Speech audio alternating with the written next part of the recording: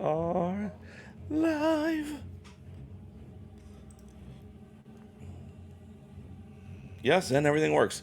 Hello and welcome to the New Age Geeks channels. If you're new here, we're building an inclusive space for people of all walks of life through the power of friendship, magic, and tabletop role-playing games. Tonight we have Forging Fates, a sober D&D campaign set in the Critical Role world of Exandria, following our adventuring party, the Fists of Fate. I want to say good evening, everyone. Good talk. I'm glad I got a good evening back. I felt good. I'm happy to be here, guys. You just sound so unsure when you say it. That's fair. That all being said, I would like to thank our sponsor for this evening, the SonCraft bot. If you enjoy the music we have going on here on Forging Fates, we highly recommend checking out the SonCraft bot. SonCraft bot allows you to play open source community selected music and soundscapes. Jeez Louise. Soundscapes directly from your Discord server with just a few clicks. Whether you're playing with friends or streaming on Twitch, you can use the audio stress-free. With their pro level subscription, you get their playlist builder, shareable playlist codes, access to 40 plus music genres, and 20 plus soundscape types, global genre selections, and 2 premium Discord servers, all for just $10 a month. But using our referral link gets you $2 off your subscription for the first 3 months.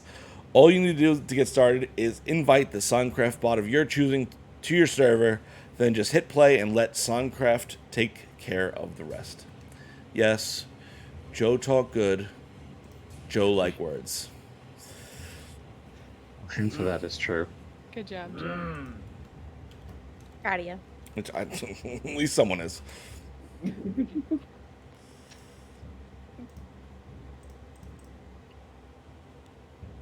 Who's up next, guys? I was expecting a segue, or we're gonna open up to the rest of the cast. I did that No, it's before already I open. started the We're already promo. on screen. Well, Yeah. hi guys. The New Age Geeks includes more than just us. It relies on all of you wonderful geeks and your participation in the community that we are building together. If you want to become one of the New Age Geeks, you can. If you just want to join our Discord and subscribe to our Twitch and YouTube channels, where you'll find moderated chats, emotes by one of our favorite geeks, Sarah. All right, Sarah. Hello, Sarah. And chat rooms with the cast and other members of our growing community. Another thing, remember that the best way to help us out with the algorithms is engagement. So we'd appreciate it if you'd watch the video all the way through, like, comment, share, subscribe, and hit that notification bell so these platforms know how to share us with everyone else. Beyond that, we have posts going up on Twitter, Instagram, and TikTok, so if you're on those platforms, follow us there for more geeky goodness. All right, no funny voices this time. Hi guys. As you all know, if you have Amazon Prime linked to your Twitch account, you can get a free month subscription to any Twitch channel. You can resubscribe or subscribe to a new channel every month, but it comes at absolutely no cost to you. You should use it on us if you have that available. Just remember to renew it every month. If you're willing to help us out financially, we have a tip feature here on Twitch which uses PayPal, and you can always use bits through the app itself. However, the important thing to talk about today, which I may have messed up last week, so we're going to do it real this time. We have a merch shop, and in that merch shop we have a new brand of stuff, including the Whisper leggings, which we have already tried out and tested, and they look immaculate. They are the first in the line of character-based clothing that we are putting out into our merch shop. Hurry over there and get it. And we also have the totally trustworthy Not a Mimic line, which comes on clothing, bags, stickers, all sorts of things. Great, fun, non-character specific, but also wonderfully enthusiastically geeky for all of you and all of us New Age Geeks. So please head over to our merch shop and check out everything we have there. As always, you can always check out our Patreon if you wish to make a donation to our cause and get something back monthly. And lastly, if you wish to sponsor us here at the New Age Geeks, like the Phoenix or SonCraft have, please reach out to us on our Instagram page, which is new_age_geeks, to begin those discussions. Gem. First off, hold up those awesome new merch again because they're fan-fucking-tastic. I only have 2 hands. You know what? Grow some more, okay? Who do you think you are? Gem is small bean. Do you want? Great job. Tell us about this. How's the quality? Are the sizing right? You have the first physical copies of this product in your hand. Yeah.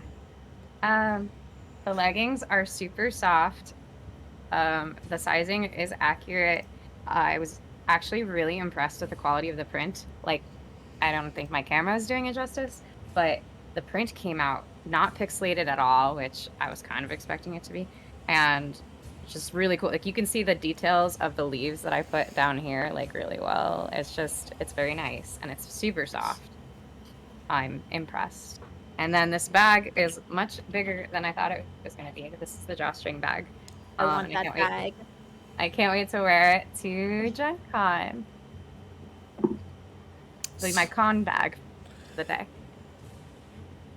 If you didn't know, we will be at Gen Con in, what is it? How many days away is that? Week and a half? Oh, 9 days. 9 days. Yeah. There is no guarantees for us being able to schedule anything, but check our social medias to see if we're able to do where we'll be at certain nights. If you want to come say hey or hang out with us, and we'll social media will keep you posted. It's the best I got. Great. Yeah. All right. I think that's everything we have. Is everyone ready for Ready as we'll ever be. tonight's episode of Forging Fates?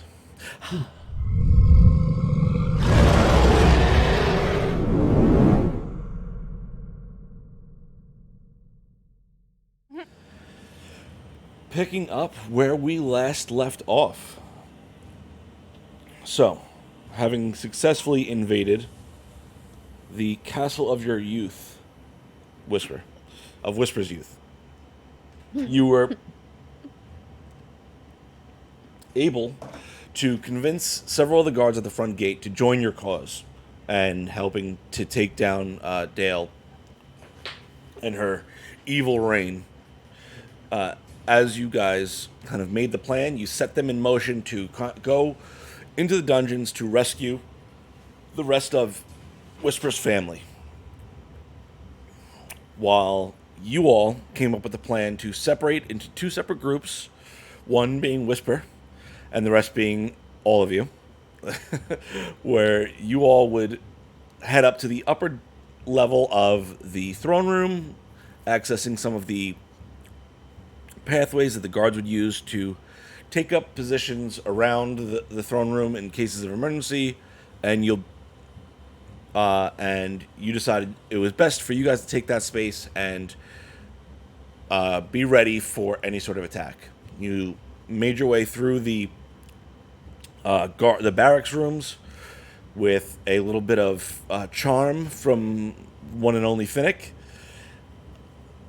From there, you guys begin to go and get yourself into position.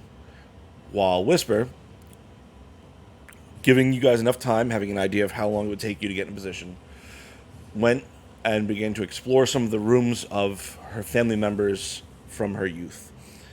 She looked at her oldest brother's room, seeing some sort of battle having taken place.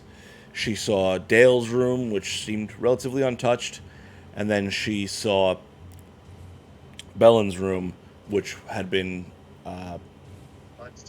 similarly invaded, but there was a great deal more blood and less signs of battle in Bellen's room. From there, Whisper made her way back to the throne room, began to have a conversation with Dale, where the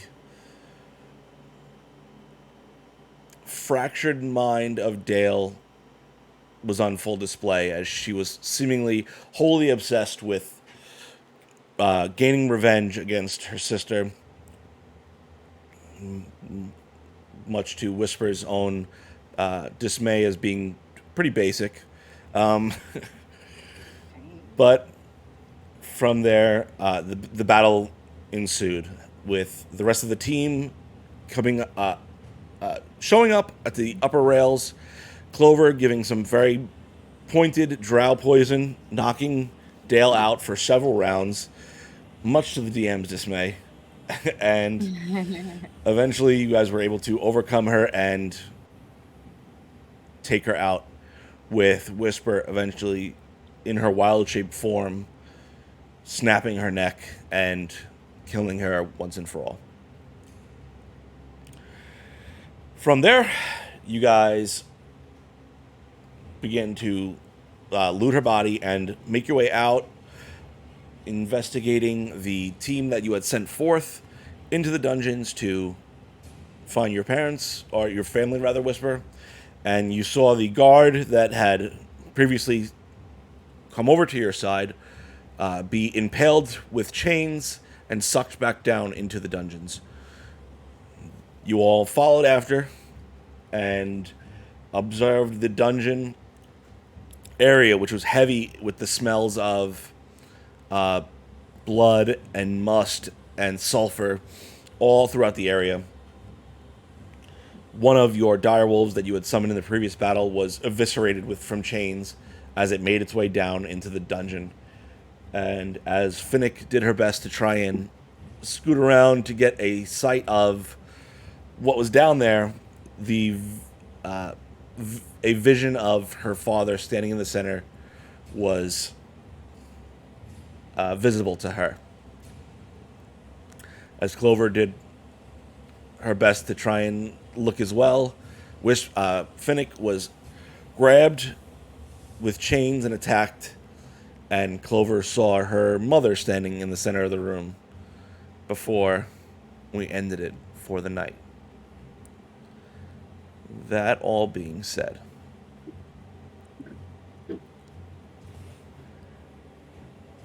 what would you guys like to do? Well, Finnick was grappled. Yes, Finnick is I'm currently grappled. being suspended by chains. Did the rest of us see the thing shift from Finnick's father to Clover's mother? You are not too far back in the hallway to see that. Only Clover was able to notice. I saw it as I was walking back up the hallway, but I am going to say there's this creature back there, and it has Finnick. All right. And I believe Nutter was attacking. Huh? Oh yeah, Nutter was engaged as well. Mm-hmm. Okay, so Yeah. as you say that, I'm going to need all of you to go ahead and roll initiative. Oh, damn. Okay. Cool. Mm-hmm. I got a natural 20 on an. Oh God! I wish I didn't. So I got a. Oh, fuck. Sorry. I got an 18. Are we gonna Give wait? him a sec. Yeah. I'm but one man. Even that's debatable. You lost. Wow, that was mean. Jem, does Nutter roll separately? Mm-hmm. And I rolled for Nutter. Nutter butter. No. Butter was a different one, and they died. Fluffer Fluffer and died. Nutter. Fluffer was the other one. Nutter was this one. Mm-hmm. It was Fluffer and Nutter. Mm-hmm. My apologies. Joe, I have a quick question. I have a quick answer. Would I roll at disadvantage because I'm restrained, or is it still just regular? You're 6. what? I don't know. It was a quick answer. You're gonna roll a disadvantage because you failed your stress check. Oh shit. Okay. Yeah, that makes more sense. Okay. I rolled really well, and now I rolled really shit. Okay.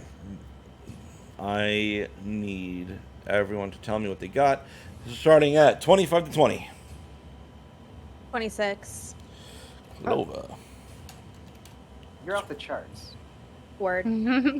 25 to 20. How about above that, Joe? I'm sorry. I gotta go first, and I gotta go twice. Clover goes above and beyond.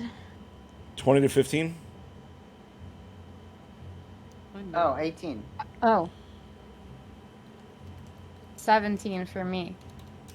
Whisper. Whisper got 17, you said? Mm-hmm. And Quell got 18? Yes. 15 to 10. 11.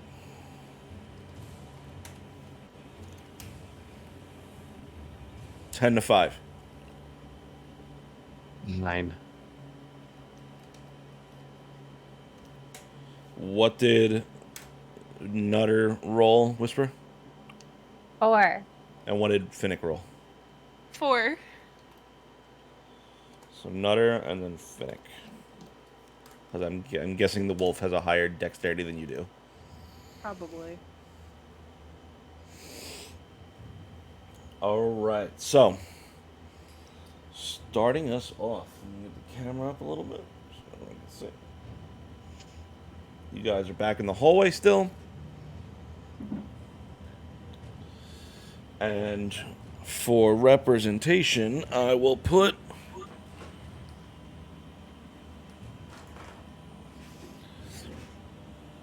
that is where you currently see the entity that is taking on Finnick's dad's form.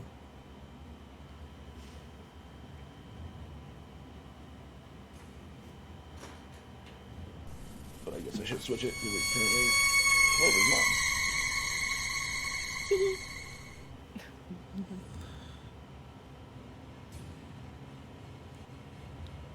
All right. Did anyone hear the sound that was just played? Because I did not, and I want to make sure it It works. was Scary Wire that I put in. Yeah, I don't remember. I didn't hear it on this end, but I just want to make sure. I don't have my volume up. Unless I hear it through it. No, I didn't hear anything. Oh, okay, good. It was Steffer heard. says yes. Cool. All right, so Steffers. starting off at the top, Clover, you are up. All right, so point at my person token. Right back there. Okay, so I've got several. So what's this first right up front? This guy right here? The big one just directly in front of the enemy. Yes. That is Nutter. Okay, and Nutter is a large creature. Yes. I would like to get direct. I would like to hide right behind Nutter and then shoot from hidden. I am shooting my light crossbow from hidden. Okay, go ahead and roll your attack. Do you want me to roll for stealth or just bonus action hide? Bonus action hide and roll stealth and then roll your attack. Okay.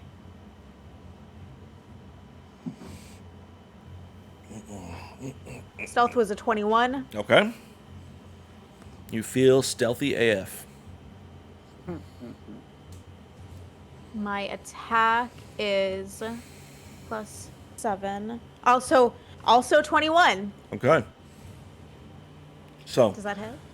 as you sneak around, diving past the large saber-toothed tiger that is your friend Whisper, pushing around the bound and chained Finnick, you dive up underneath Nutter's legs, kind of stealth crawling up, and you brace yourselves against the one side, feeling stealthy AF. You bring the crossbow up and fire off, and it just sails right through your target. So it does not hit. It doesn't make any sort of motion that it was struck. This arrow, bolt just slides right through it. You hit it, but it's not there.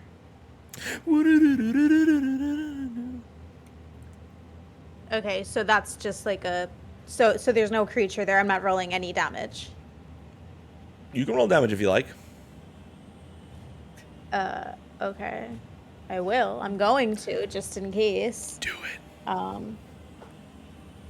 That I'm really gonna be upset if it doesn't take damage because this was really good damage. I almost max damage. Man, that's 6, unfortunate. 12, 18, 22 plus fucking 4, 26 damage. Okay, so do you have your goggles on, right? I do. Okay. I always do. What's the range on that? 60 feet.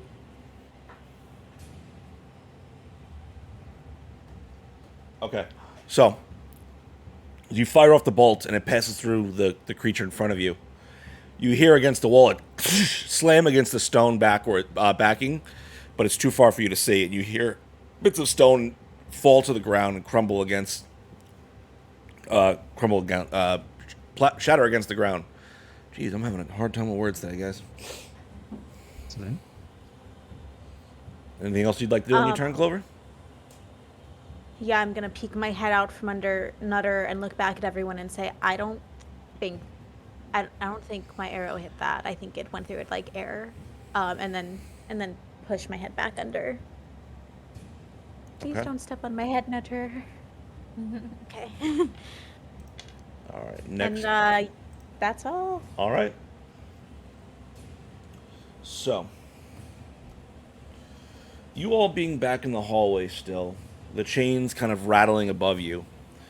Finnick, you're still restrained. Yep.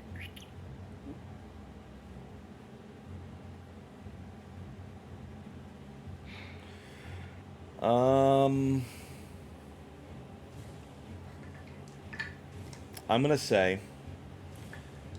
gonna make one attack against you, one attack against Nutter, and one attack against Whisper. Okay? Cool. Everyone cool with that? Everyone likes that idea? What if I say no? We're all supportive. We're all supportive of that. Totally. No. Yeah. All right. So starting off at the top, let's go with Finnick. The first one chain is going to shoot towards you. That's a 20 to hit. Nutter, it's going to be a hit.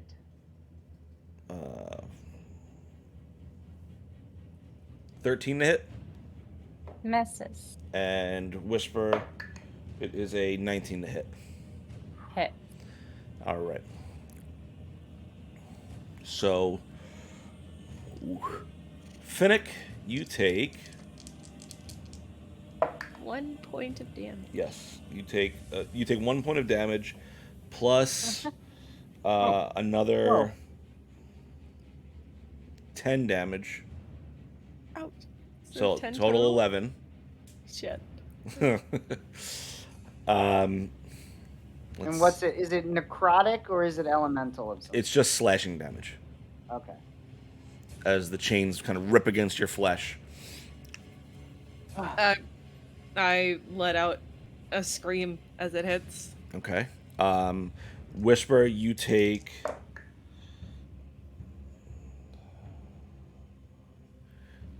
13 slashing damage, and you are grappled. Oh. And restrained. Oh no. Yeah, you're restrained. Okay. That is going to end their turn for now. They are still staying hidden as best they can. All right, let's bring that up to next is Quell. Okay. Oh. And I time out at the worst possible time.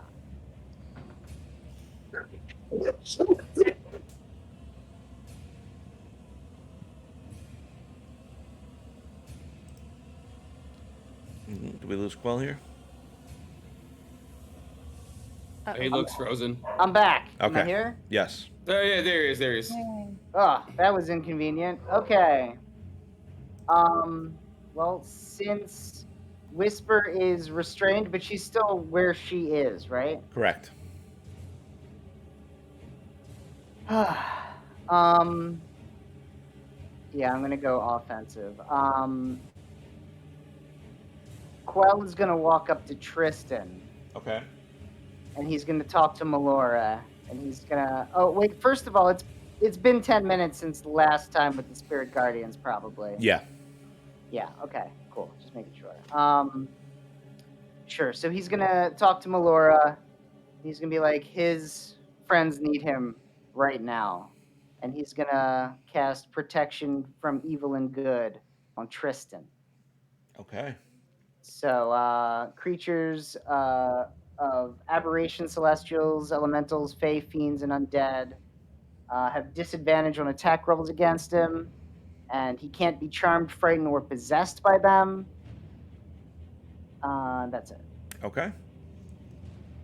Does that? And Quell's gonna stay where he is and stay safe. Okay, cool. And then your turn. Yep.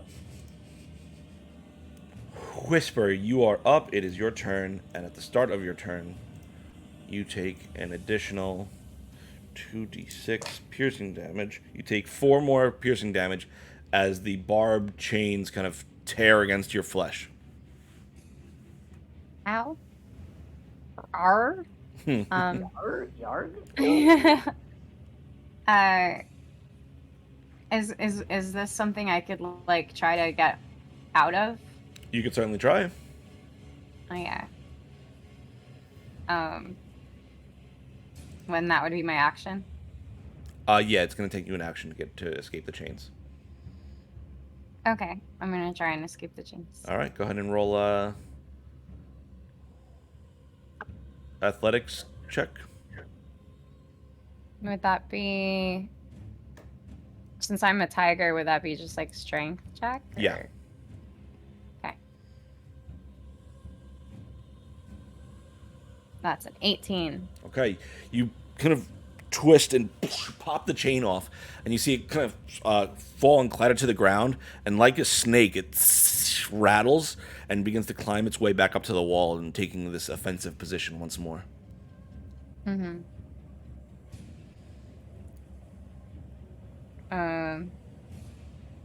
And when I reconnect, it just kind of goes back into the massive chains above. But it doesn't seem like it reconnects to anything, but it also doesn't seem damaged. And when I look down the hall, Finnick is still there, right? Yep. Okay. Is that mini Finnick? This one? Oh, okay. The other mini is not Finnick. That's the illusion, right? This is the illusion, correct. Oh, okay. Not the illusion, the very real threat down in the hallway. Oh, that I saw an arrow go straight through. So Correct. I think I'm gonna stay where I'm at. Okay. Yeah. Does that end It's your my turn. turn? Yeah, I can't attack or anything. Yeah. Alrighty. Next up, then, is gonna be Tristan. You're up.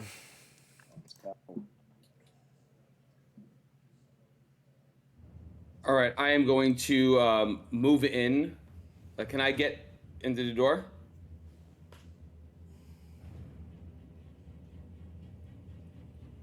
I have 40 feet of movement. It's difficult terrain because you're pushing through several large creatures in a tight space. But I can get in front of everyone? Yeah, you can get just in front of everyone. Okay. So I'm going to get as furthest up as I possibly can. That's as far as you can go. All right, and from there,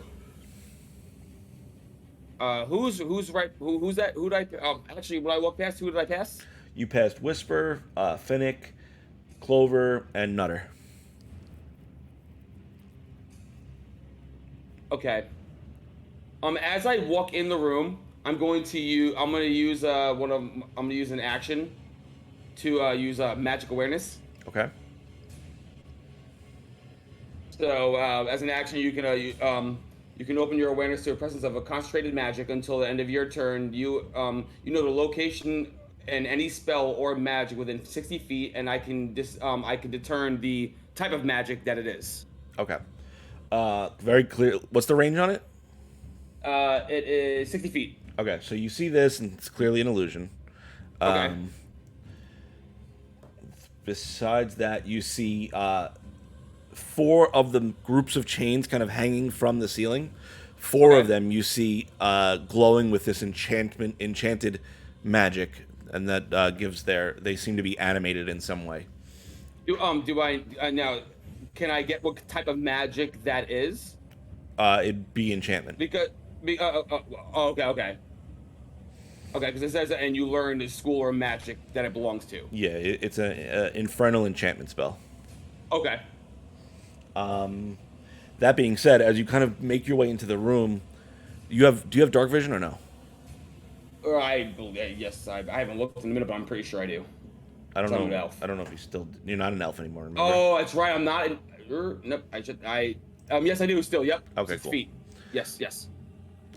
I will say, as you make your way into the room more, and like where Clover, you kind of never really were able to get in fully into the room. You were hiding back a little bit, so you couldn't really get a good visual look around. Tristan, as you enter in, you see in each of the cells bodies, some of them suspended from hooks and chains. You see directly to your left a mass of pinkish flesh with this gurgling sound coming from its mouth as you see it raising up this severed limb to its mouth and just chomping down and ripping pieces of flesh off before shoving it in its mouth. How far away is that from me? About 10 feet. Okay. Apparently in 30 seconds we're about to have an ad break, so I'm gonna snooze it. I'm doing my best, everyone, to snooze these ad breaks as I see them. So eventually it's not gonna let me anymore. So if you remember to subscribe. Tristan, you see this creature shoving this dismembered limb into its mouth, and you see it as it notices you notice it. Its head turns, and blood kind of drips and flesh falls from its mouth.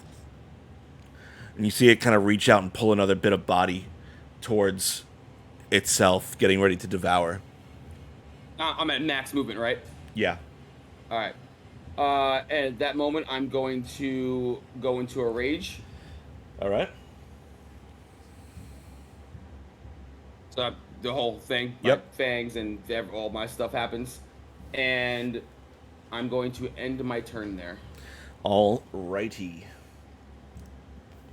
Gormrog, you're up.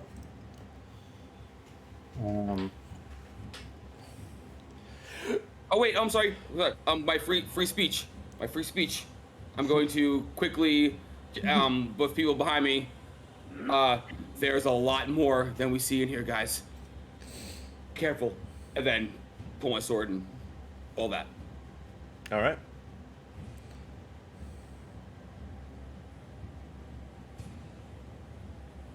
Moving into the mass of large creatures, I need to get to wherever Finnick is.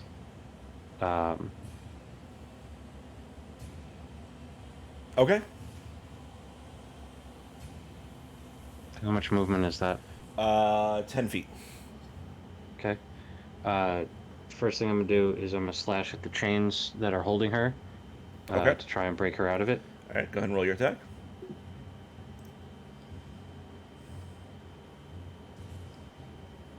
Uh, 15 plus 7, 22. That'll hit. It's a 6 plus 4, 10 points of damage. Okay, so you hit the chain, wrapping her for 10 points of damage. It's still there, but you see your hits kind of reverberate through the chain. The links kind of start to spread apart and just get destroyed. It's still grappling her? Yes. Extra attack going in. That's an 18 plus 7 for 25. That will hit.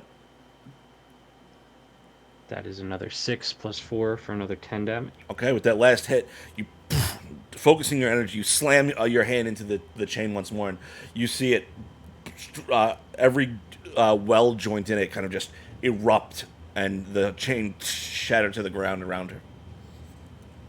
Nice. Can I hand her something from my bag as a bonus action? Okay. If that's allowed, I'm going to hand her a potion of healing. You can't feed it to her, but you can hand it to her, I'll say. No, just Yep, that's if fine. she's no longer grappled, her Yep. arms are free to accept it. So I'm handing off a potion of healing. That's my last one. And then I'm moving the rest of the way to wherever Tristan just shouted, "It's in here." Okay. What's your total movement speed? 45. You're right next to Tristan. So that's action, bonus action, and movement. Alrighty. That's my turn. Let's see now. Next up is gonna be Nutter. Mm-hmm. What would Nutter like to do? Whisper. So, my last command to Nutter was to defend my friends and like attack anything that attacks it. So it would attack whatever attacked Finnick. Okay, so it's gonna go and attack one of the chains. Go ahead and roll an attack. And that's gonna be a bite attack. That's a nat 1. It, So 6. But all right. So unsuccessfully, the direwolf reaches out and tries to bite one of the chains that it has attacked Finnick.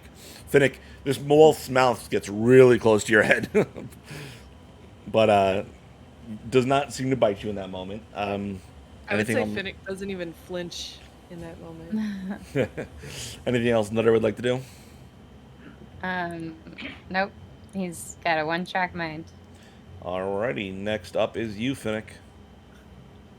Cool. Do I need to roll another stress check to see if I can even do anything? You failed your last one, right? Yeah, but granted the illusion is gone, and now... I'll say you roll one more, but you can roll it at advantage. Okay. 13. All good? I believe so, yeah. You got really low there for me. Oh, 13. Okay, cool. Yeah, you're okay. Shaken, but you're able to gather your senses up enough. Yeah. I'm standing feet on the ground. Potion in hand. Gormog has put a potion in my hand. I'm just sort of trying to regain my grounding. I'll like pop the cork with my teeth and take it. Okay. What is that? 2d4 or 1d4? 2d4 plus 4? Or 2d4 plus Potion 2? of healing. It'll be in D&D Beyond as just potion of healing. I think it's 44. 2d4 plus 2, if it's a regular potion of healing. Sure. Whatever. Okay, so... Whatever. 6 plus 2. So I get 8 Whatever. points back.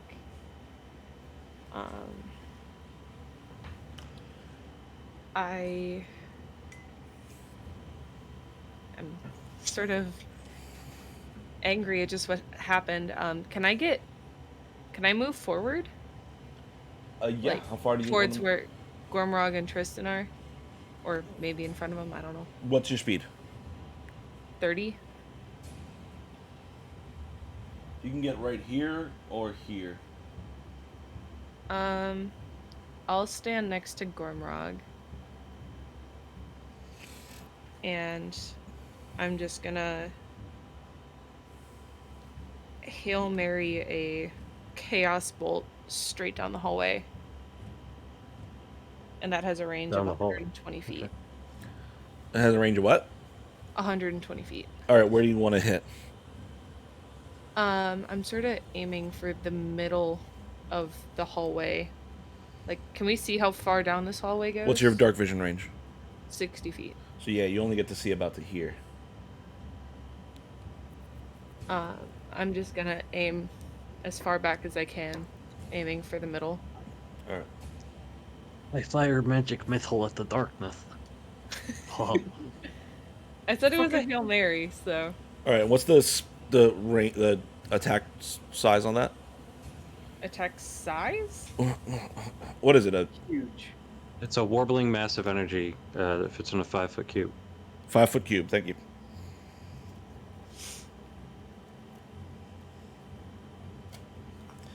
Okay.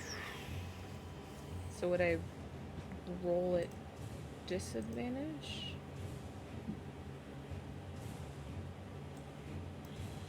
Since I can't necessarily see a target.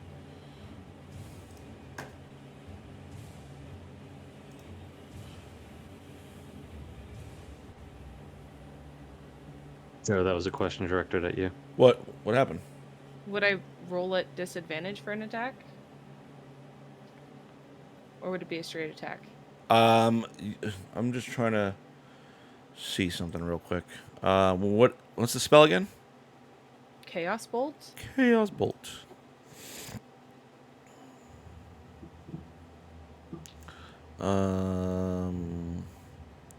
Okay, so you're basically just shooting this off into the darkness then. Yeah. Okay, I understand. All right. Go ahead and roll. Yeah, roll an attack at disadvantage, and you're aiming for this area.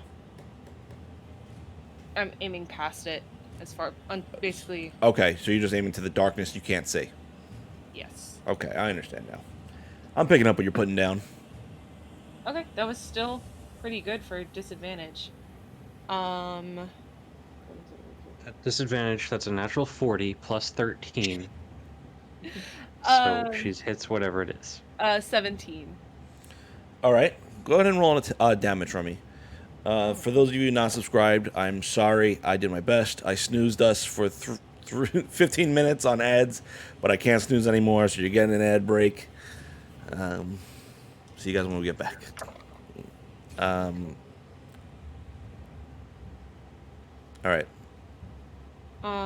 That is going to be 15 points of lightning damage. 15 points of lightning damage. Okay. You hear see it first off, the blast of lightning in the space, and you hear it exploding around there. You hear stone being shredded up from the lightning, and then the spell goes away, and you feel like you did some damage to something out there. Would the spell have lit up the area at all? It flashes, yes.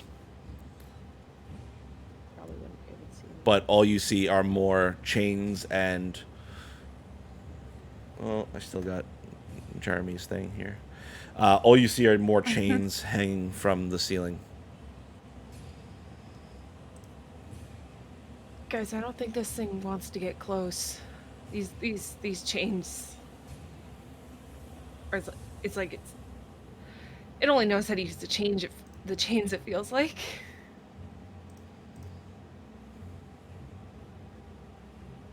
Let's And get that past those is chains. The end of my turn.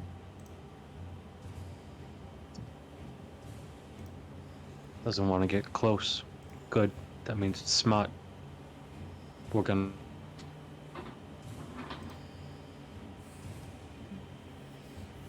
Okay. Does that end your turn, Fennec? Yes. Alrighty. Top of the round, Clover, you're up. Oh yeah. Where's the closest chain that I can see from under dear old Nutter? There is a chain almost directly behind you, up in the ceiling area. And it looks like, is that the one that attacked Whisper? Yeah. Okay, I'm gonna, still hidden underneath of Nutter, I'm gonna shoot my light crossbow at that one. All right, go ahead and roll your attack. Plus 16 plus 7. 23. That'll hit. Yeah, it will. 5, 6, 7, 8, 9, 10, 11, 12, 13, 14. Hell yeah.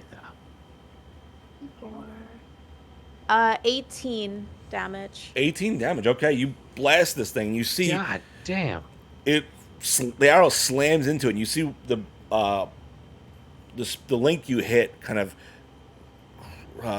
bend and almost break. You see it just barely hanging on as the two other halves kind of swirl around your bolt, snap it, and pull it out and drop it to the floor before the chain kind of slithers back into place.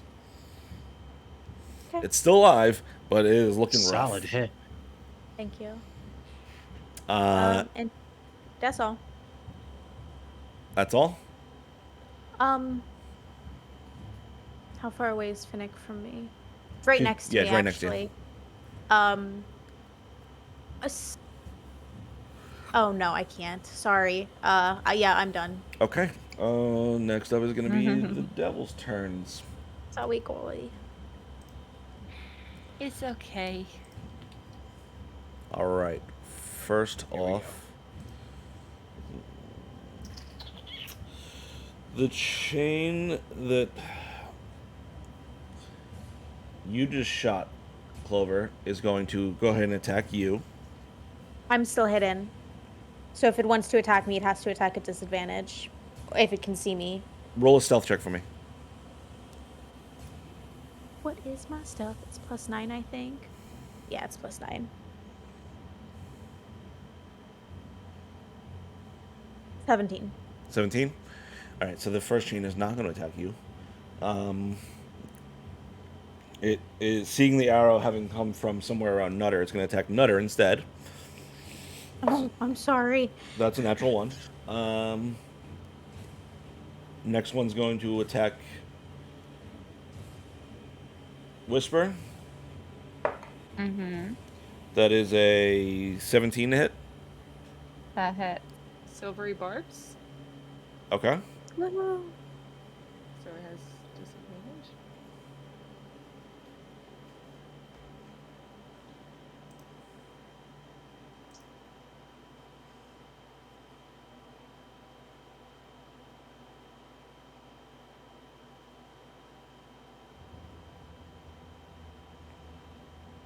What do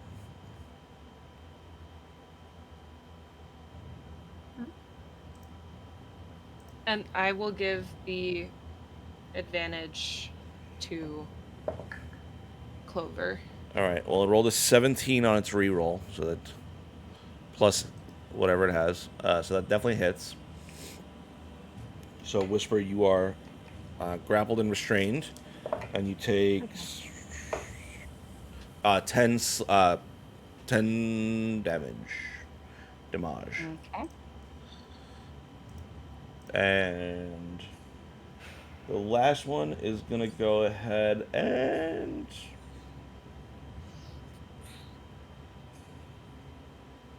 Yeah, it's going to go ahead and attack you again, Whisper. You are restrained.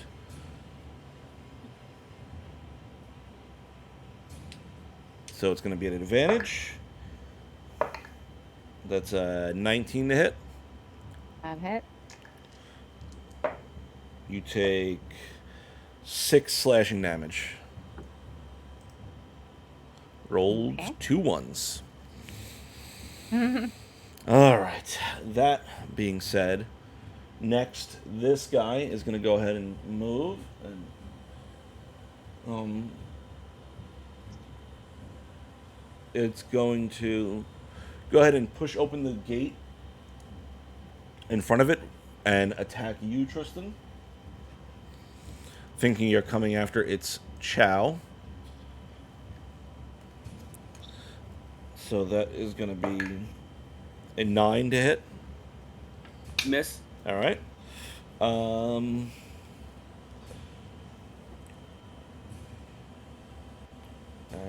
Can I step back and put my arms out when he attacks to defend Gormrog okay. behind me?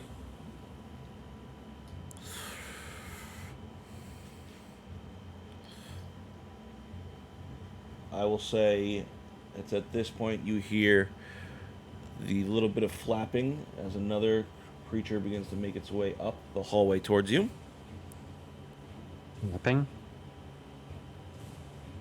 Like wings. What? Flapping like wings? Yeah. It's going to make a tailspine attack at you, Tristan, because you're the closest. If it's a fiend, it has disadvantage. Okay, so Or it's a gonna, bunch of other things. But yeah. so disadvantage. That is a 8 to hit. Miss.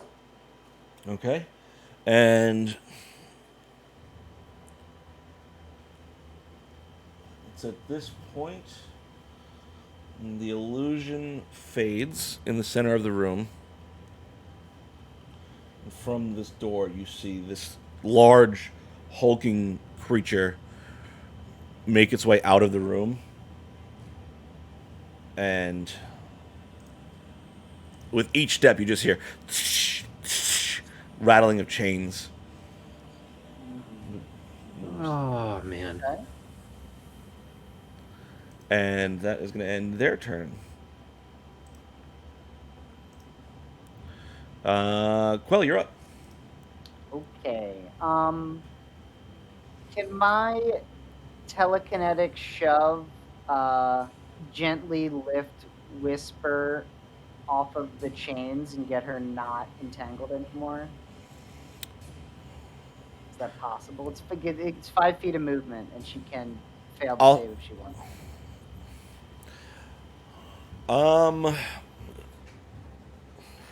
The chains aren't. You know what? Roll d20, add your ability, your spellcasting modifier. We'll see if it works. You kind of just try and shove either the chain or her out. It's a dirty 20. Dirty 20. Okay. You blast the chain off of the direwolf's body, and you see it clatter to the ground before snaking itself back up into place. But Whisper, you are no longer restrained. Yay.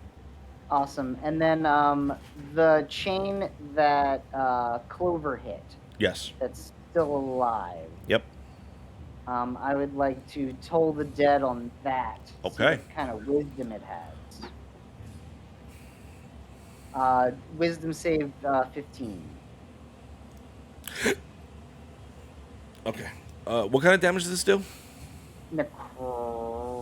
Wait, let me make sure. Yeah, it's necrotic.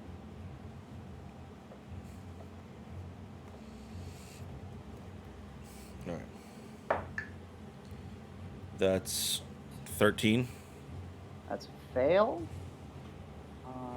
2d. Oh wait, it's been hurt before, so it's 2d12.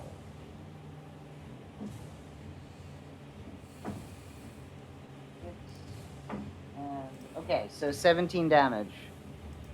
Okay. Oh, yeah. You hear you Oh, yeah. put forward the spell, and you into this chain. You just see it, the necrosis wrap around the chain, rusting it, and it begins to crack and crumble in itself against the floor, just turning to rusted ash.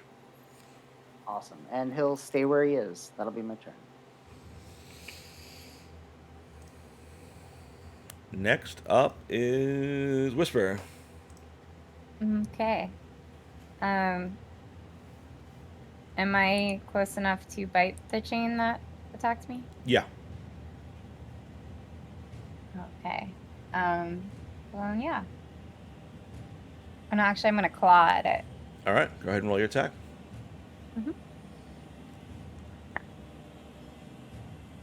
That's a 13 to hit. That does not hit.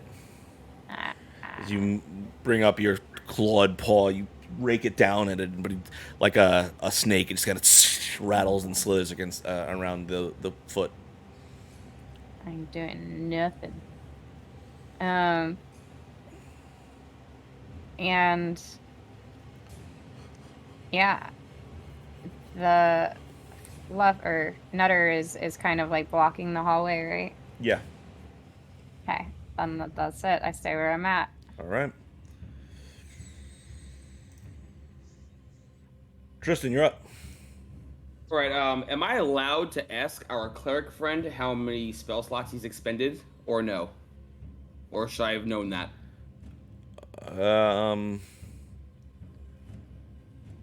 I'll, if you can figure out how to word that in character, you can ask. All right, so then with my free words, I'm going to ask Quill, have you used any of your spell slots today? Oh yeah. There's a third and 2 first gone. All right, and I have this person sitting right in front of me, right? The creature, yeah. The globule, yeah, that. All right, so knowing that, I wasn't hit, so my rage faded, right? No, it attacked you, so you're fine. Oh, all right, sorry, I'm still all right. So then, I'm going to pull my sword from the sheath in my back, twirl it, and go for an attack. All right, go ahead and roll. Not with that one. And since they have disadvantage to attack you, if you attack recklessly, it's not going to do anything. Just putting that out there. I don't have reckless attack anymore.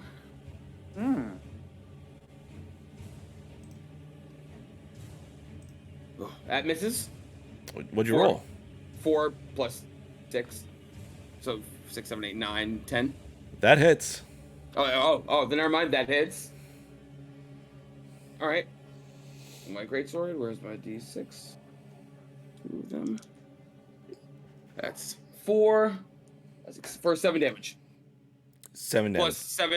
Plus 7, 8, 9, 10 damage. 10 damage. Okay, you slash against this creature, cutting this massive gash across its body, and you see it top of it start to fall backwards before its hand kind of reaches down, grabbing its thigh, and just slurches its body back onto itself. And I just made up that word, slurch. You're welcome. I'll take it. I don't like it. I don't like it. All right. Did I feel like it took full damage? What kind of damage was it? Slashing damage. Yeah, it seems like it took full damage. All right. I am going to, because just not sure how it's going. I'm gonna just wind up and do it again. All right, go ahead and roll me an attack. For 6, 7, 8, 9, for 12. Lavalashir is following us. Hello, Lavalashir. That was 12. That hits. Oh wow, double 6, 6, 7, 8, 9, 10, 11, 12 damage. 12. All right, so you swing the sword the one time, slashing it in half, and kind of pulls itself back together before you bring the sword up once more and bring it down directly against its head, slicing it down, the two halves of its body flopping to each side, and just this disgusting rotting smell blasts against your face. But the creature is dispatched. And I'm sorry, it was 12 plus 3. I said 6. Doesn't matter. You're fine. Okay. So it's gone? Yeah. As its body kind of flops to the two sides, you see Nailed it. Partially eaten hand kind of flop out of the inside of its stomach onto the ground. Gross. All right, and from there, I'm gonna take 10 feet to look inside of that room, see what else, if there's anything else. Can I see inside the room before I walk in there? Yeah, they're bars, so you can see inside. So there's nothing of importance in there, right? Just the body that's been gnawed so on. I'm going to use about 10, 20, 30. I'm going to go 30 feet forward on my same track to the next little hook triangle next door. And no. I'm sorry. 5. I'm doing 5, 10, 15. I'm going to go there. Okay. And I'm going to stay in rage and end my turn. All right. As you pull up to that next one, you see another creature inside there. You see a body suspended from chains on the ceiling. These two massive hooks drawn through each of their shoulder blades.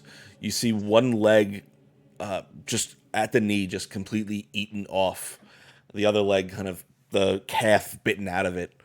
You see some of the fingers on the person's hands bent backwards and shattered in different directions. and bits of the hand, you see bite marks as flesh has been torn from its body.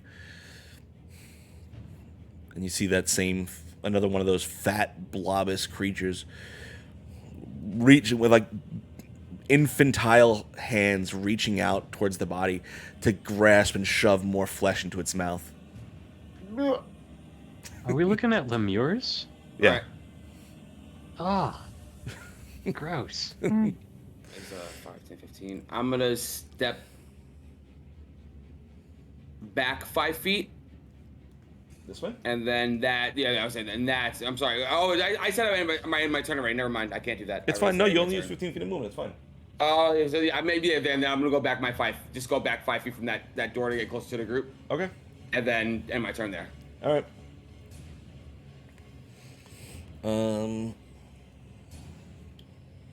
I only have one Lemure mini, so I'm gonna just start populating some of the other ones with some of the other minis I have here. So, these are the pink little blobby brains. Yeah. All right. Mm-hmm. Okay.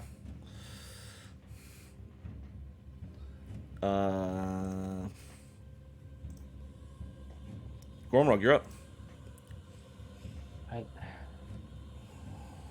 I don't wanna. No, it. All right. So, we saw this dude walk out with the chains on the far end of the hall, right? Yep. He's within 60 feet. Yeah. 35 feet. Yeah. So, we passed a whole bunch of chains. There's a whole bunch of things, but he seems like the guy in charge. So, I'm gonna run up on him. Okay. Here we Um, go. Just straight line. All right. And we're gonna do the smart thing and hit him with the sword first. Here we go. So, attack number 1 is an 11 plus 7 for 18 to hit. Okay, that will hit. Okay. That's gonna do 1 plus 4 points of damage, so a total of 5, because reasons. And then a 15 plus 7. So, did you say how much 22. damage the first one did? I'm sorry. Yeah, 5. 5. What kind of damage? It's a short sword, so piercing. So 5 piercing damage. Mm-hmm. Okay, you bring your blade up, slice it against the creature, but you feel like that blade just is gonna have a real hard time penetrating the skin, and it doesn't seem to do as much damage as you would have hoped. That's cool. Second attack is a 22 to hit. Okay. And that's a total of 6 points of piercing damage. Okay. And then we're going to do some dope monk shit.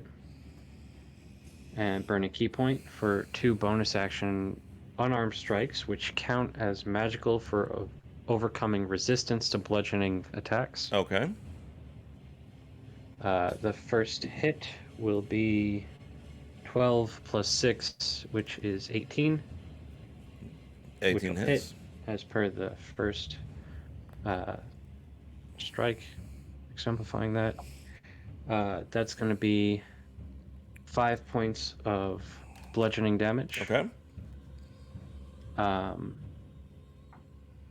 And I'm going to need you to make a dexterity saving throw, please. Okay.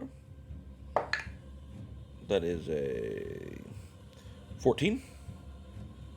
DC is 15, thanks to my belt. And you are now prone, which means my second bonus action, unarmed strike, is at advantage Mm-hmm. as I pound your face into the ground. That is a 19 plus 6 for a total of 11.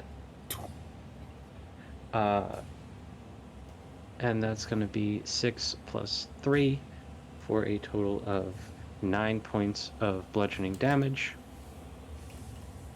Okay. And then I'm going to say you cannot take a reaction until the end of your next turn. Okay. And does that end your turn, Gormrug? Look at that look. Yeah, for now. All right. We're Nutter, gonna say you're for up. now. Is Phoenix still being attacked by the chains? She wasn't attacked last round. Are the chains still near? The chains run the entire length. Just bits of it come out and attack you guys. So the chains pretty much are the entirety of the room. Who was the last person to get hit? You. Oh, cool. Well, Nutter's gonna. Well, I said it. I said protect my friends. Nutter's gonna run forward. What's his speed? 50 feet. It's faster than me. Yeah. And he's gonna see the. I want him to run to the guy on the ground. It's a new squeaky toy. It's more like a rattle. Accidentally took Clover with me, so Clover, you can go back. I'll be there soon enough. Don't you worry. Just keep me there. All right. Is Nutter going to attack? Yes, he's gonna try to attack. Bite. There's a buggy. That is a 16. 16. That's at advantage. Oh, no. 19. That'll hit. Okay.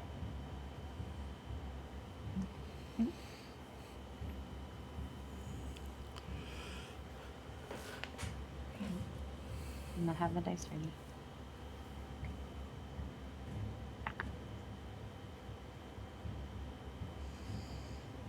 And piercing damage. 10 piercing damage. Okay. Again, Nutter bites into the creature, and tries to tear its flesh, but it biting into it is like biting the stone, and it just doesn't seem like it's doing as much damage as Nutter would have hoped. Mm-hmm. I don't know if Nutter has hope.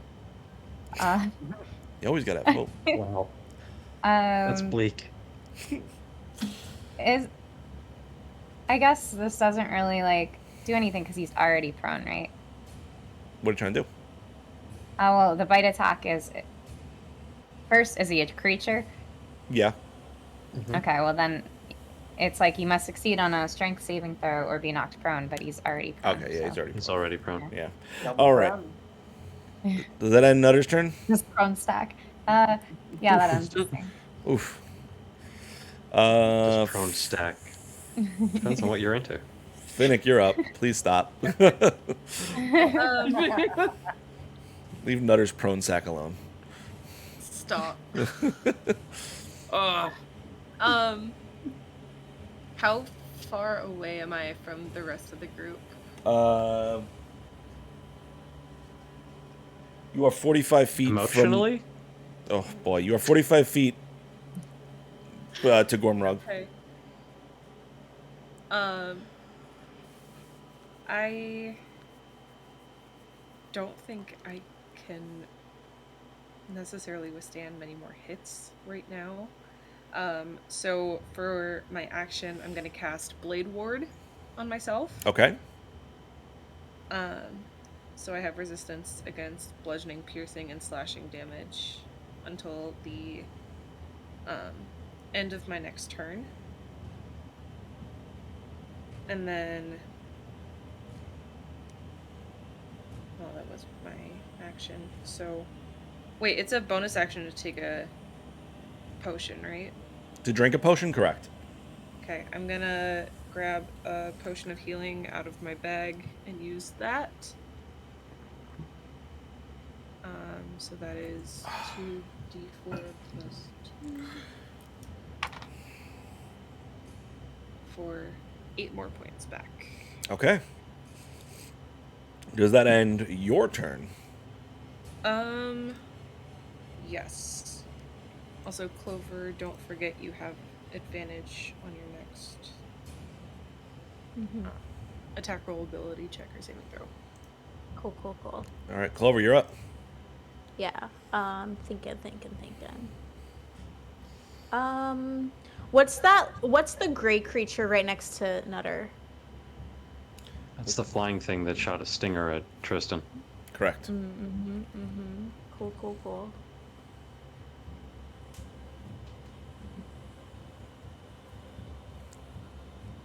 From down the hallway. Can I home run slide under Tristan's cape? To hide? Are you trying to I hide? think she just wants to do it to do it. Oh, yeah, sure. You can try it. Clover just likes being under people. You know, like those dogs that just like being under chairs and stuff. Oh, yeah, shut your dirty mouth. Just like that. Freezing. Clover is Janet, innocent. freezing.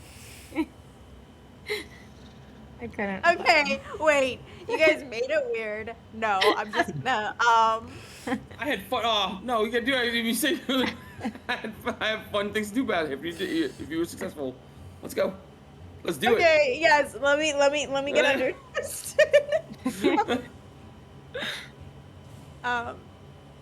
And then I'm going to shoot my crossbow at the one in front of Gormrog. Okay, you're not hidden yet, unless you want to roll a stealth check. You still got to roll a stealth check before to get the stealth damage. Sure. I'll throw. No, because she has advantage.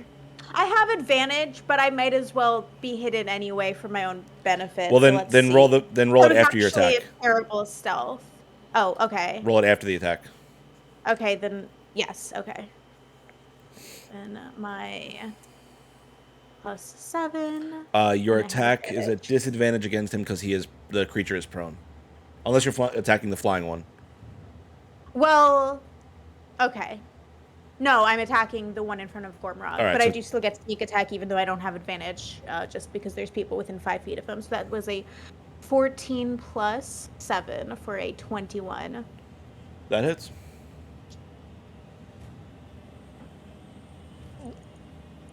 Oh, that was embarrassing. That was embarrassing. But you know what wasn't embarrassing, guys? My max fucking damage. Almost. Ooh. Very close. Very close. It was a 6, 12, 18, 25, Jesus. plus 4, 29 damage. Holy shit. Worth me knocking my ears off, in my humble opinion. I would agree. 29, you said? 6, 12, 18, 25 plus 4. Yep, 29. God damn. I kind of like hit my tooth with my headband. That kind of hurt a little bit. We get really into the game, guys. All right. Does that He's end? just excited. Does that end your turn, Clover? I'm gonna stealth roll. Is my tooth bleeding? No. Okay, that's good. My stealth roll was a dirty 20. All right. So you feel hidden. All right. Next up is going to be the devil's turn. So right off the bat, this guy's going to use half his movement to stand up, because he's not a happy camper. He is going to. Do any of you speak? All right. Yes. Journal? Yeah. Oh.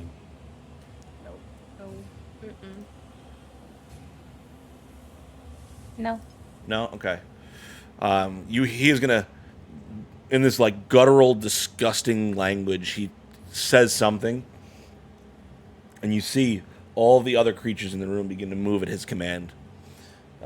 This one is gonna go 10. He's gonna go there. 15.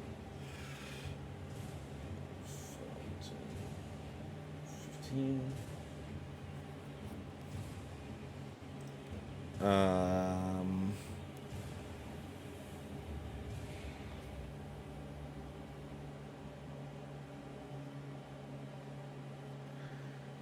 gonna go here. Using his flyby ability, the Nutter does not get an opportunity attack. There are 2 chains left, so those are going to go ahead and firstly, they're going to attack. Oh, you know what, Gormrog, you've pissed them off. They're all going after you. That's okay. That makes sense. You can't find Clover, so you can't attack her. Honestly, happy it's not Finnick. Same. Girl, same. All right. First attack. 21. From The chain. that'll hit. These are all at advantage too because you're being flanked. So that's not as much. Second one is okay. So the next one is a 22 to hit. That'll hit. Now, Don't only the ones flanking get advantage? Oh, he's controlling all of them. these are just the chain. This guy's attacks right now. Now those are you see from his hands like he drops to the floor 2 of these menacingly hooked and bladed chains. He whips them back up, and 2 of them slash against you. At the same time, from the ceiling, the massive chains slithering around on the roof, 2 of them are going to come down and shoot towards you. These are not at advantage because they're just animated chains, so these are going to be flat rolls. But that is a 19 on the first one, and 22 on the second. Both will hit. Do those count as projectiles? No. Okay. It's built up. It's been in this dungeon for a long time, so it's kind of like built up this. You're fine. Keep going. Keep going. Carl knows what I was thinking, but keep going. Oh, you were trying to grab him. So the first, you take from the first chain, 7 slashing damage. You are grappled and restrained. You take 12 slashing damage from the second chain. You take 13 slashing damage from the third chain. And the last one, you take 10 slashing damage. Didn't you say there were only 2 chains left? He has the 2 chains in his hands, and then the 2 animated chains. Okay. Are you still up, Gormrog? Barely. Okay. I went from full health to 3 health. Shit. This guy is going to go ahead and attack you now. And I'm grappled. And you're grappled. As you're kind of wrapped up in these chains, it's going to jam. That's a cocked. That's 19 to hit. Silvery barbs, Okay. if I'm within range. So So he has to re-roll that and take the lower roll. Okay, that is a 5 plus 2. That's 7. So that misses. Okay. Nope. Nope. Having missed out with its little trident fork thing, it's going to try and bite you. That's a 14 plus 2. That's 16. Gormrog, you get advantage on your next roll. No, I don't. 'Cause 16 hits. No, but with the silvery barbs, it'll still give you advantage on your next. Is it attack? How much damage am I taking on this 16? As it jams its fork at you and misses, it latches down onto your chained body and bites down into your shoulder for 3 slashing damage. No fucking way.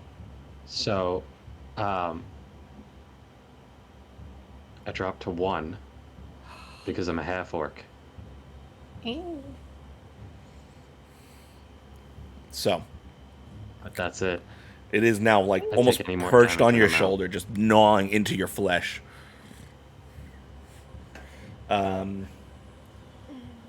Seeing you pass out before coming back, I'll say, This guy's gonna move up and attack Nutter. There we go. That is a 17 to hit. Hit. So Nutter takes 4 bludgeoning damage as this creature just kind of slams its hand against Nutter, attempting to rip out a chunk of flesh from it and devour it. Mm-hmm. Okay. Tristan, these two are going to move up to flank you on either side, and they're going to attack you, both with advantage. It's a straight roll because they had started with disadvantage. Okay, so first one is a 15 to hit. Just, yeah, it hits. All right, and so you take 3 bludgeoning damage from him. Second one's going to attack. That's another 15, and you take another 2 bludgeoning damage from him. And So I'm they already going. halved? Those were not halved, no. So Tristan, you take 1 damage each from them because you're rage. And I'm going to use my reaction to Sentinel. I don't care which one of them, and hit them with my rapier. All right, go ahead and roll your attack. Sentinel. Natural 20, All right. which is fine, I guess. I always get natural 20s at the worst time. Like, I'm happy I'm rolling well, but damn. So rapier is a plus. You don't have sneak attack on this guy? No, Actually, you only get it once per round. Sneak attack is a. Where does it say that? Sneak attack is technically once per turn, not once per round. But technically, I do have sneak attack. Someone This else's is- turn. This is Okay. a whole new turn. You can use it if you want. By all means. It doesn't matter, but so I double my dice. Yeah, double the damage you do on the dice. 42. Oh god.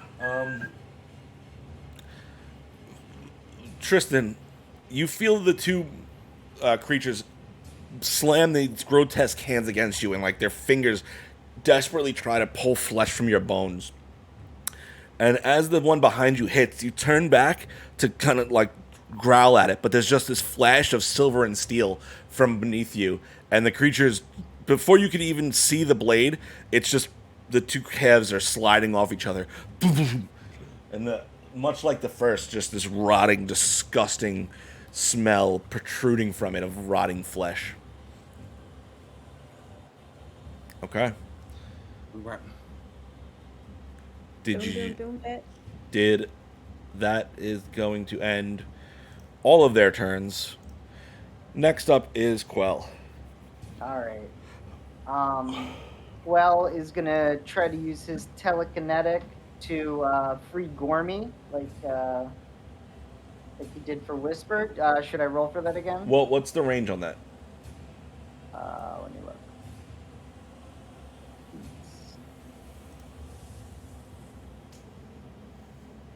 Telekinetic is 30 feet. All right, you'd have to move up a bit to get to in range of that. Okay.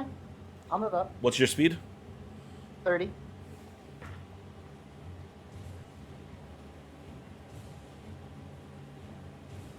You're just out of range. Okay. In that case, he's going to telekinetically try to shove that fleshy mound that's in the doorway over here back into the room, so maybe someone can close the door on it. Okay, go ahead and roll. What's it got to roll? It's a strength save, 15. I actually fucking rolled well. All right. 17. So it does it. You feel the telekinetic shove push against it, but it's like it doesn't even have feet. It's just like this sludge on the floor. So it just kind of, you see its fleshy sacks of skin just vibrate from your telekinetic shove before it reforms. Yeah. No one knows why, but Quell goes, "It's too fleshy." And then he's going to toll the dead on the main guy covered in chains. Okay. Oh yeah. That's a And 60 that's foot a range, right? Wisdom save 15. Okay, that's a 19. Oh, 6. All right, that's nothing. Okay. Cantrip. And that's my wasted turn. Alrighty. Next up, then, we are going to have Whisper, you're up. All right. Is there any baddie I could get to with 40 feet of movement? You can get to him, probably. Fleshy thing. Yeah. All right. I'm gonna go for the fleshy thing. Alright. What's your passive perception? 13 as a saber-toothed tiger. Okay. Do you have dark vision? I don't think so, right? Nope. 120,000 feet as a saber-tooth tiger. All right. Okay. So, go ahead and roll your attack. I'm gonna try and pounce. Okay. Rawr. So, alright. Yeah, I only have an effect if my claw attack works. So, that's a 19 to hit. That'll hit. Okay.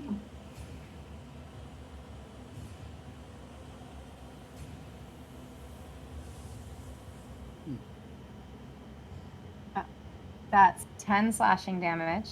Okay. And you must succeed on a strength saving throw or be knocked prone. What's the DC? He rolled a 12. 14. He is prone. And I get to do a bite attack as a bonus action. All right. because of Bite that. him up. Yeah. That is 21 to hit. That definitely hits.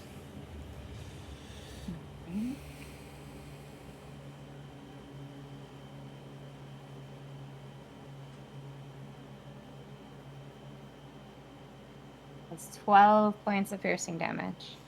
And as you pounce into this creature and rip it apart, your flesh tears down against the skin, opening up the contents of its stomach. And familiar smell hits your nose as you dig through its body.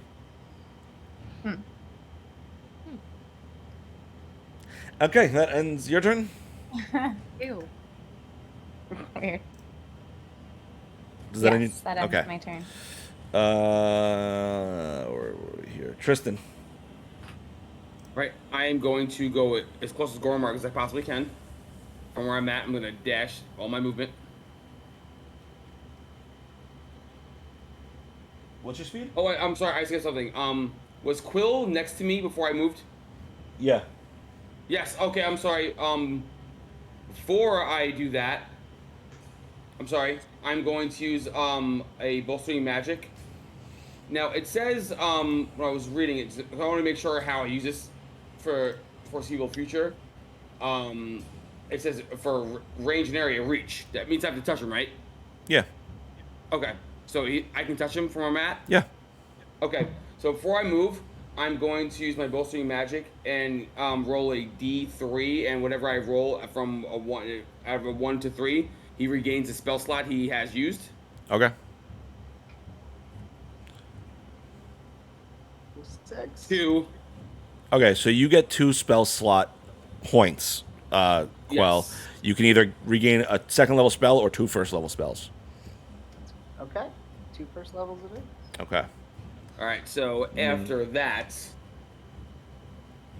I'm going to move as close to Gormark as I possibly can while still in rage. That's 30 feet. All right, I'm going to go, is he still, after I was reading and going back and forth, is he still in danger right now? I know he has like 1 HP left. He's So I'm gonna- restrained I and wanna- got 1 hit point. Is there any way I can get in front of him or no? No. No. You can get Okay. next to him. I'm gonna go right. I'm gonna get as close as possible to where I can do whatever I can. While I'm next to him, is there anything I can attack from that space? I mean, the chain devil is right in front of you. The spine devil is flying in the air right behind him. So you have Okay, options so of then- either one. So then I'm going to go for the spine devil behind him and take my attack on him. Okay, go ahead and roll your attack. That's an 18. I know it's plus 6. 18, 19, 20, 22, 23, 24. That'll hit. All right. And I'm... That's 3, 4, 5, 6, 7, 9. 9. And is that magical or no? I'm sorry. No, it's slash damage. Okay. So 9 slashing damage. Well, my sword's not magic, right? No. Not that I'm aware of. Yeah, no. So then no. All right, no. Can you do me a favor, Tristan? What's up? You didn't roll for your rage. Oh, for the damage, plus 6. What? No, I'm talking For about for when you went into a rage. You never rolled on your rage table. No, I did not, did I? No, I didn't. Whoa, wow, that's actually... All right. The week off messed me up. 1 second. I have to remember where to find that feat. There we go. Okay. 1 second. Sorry, guys.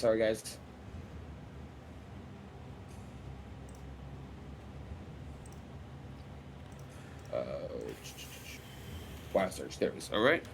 1d8. 6.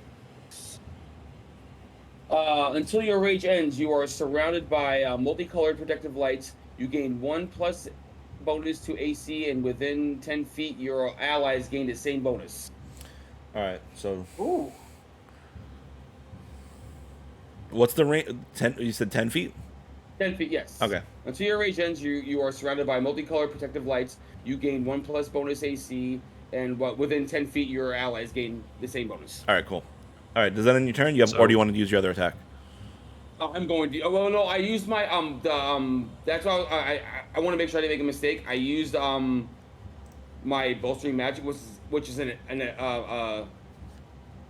action. So does that count for both my actions, like an attack? So I'm not taking that attack I took. Yeah, that would have been. You shouldn't have taken that attack then. Okay, then I have no attacks left. All right. So, I gave him the spell slots. All right. Anything you want to do with your bonus action?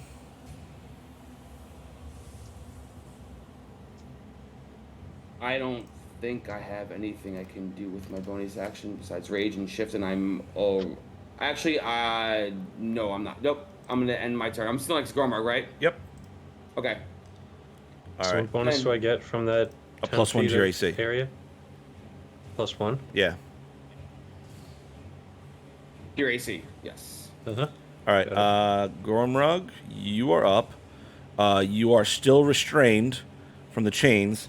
So right off the top, you're gonna take 2d6. I have 1 hit point. So you take 6 piercing damage. So me attacking what you've done anything. On that drop. The blades grind against your body, Gormrog, tearing bits of flesh off, and you feel your vision start to dim as you fall unconscious to the floor. All right. No. Next up is Nutter. All right. Nutter is going to attack again. That's all he knows to do. Is the chain one still prone? No, he stood up. Okay. All right, but I get advantage on an attack roll because of pack tactics. Okay. So.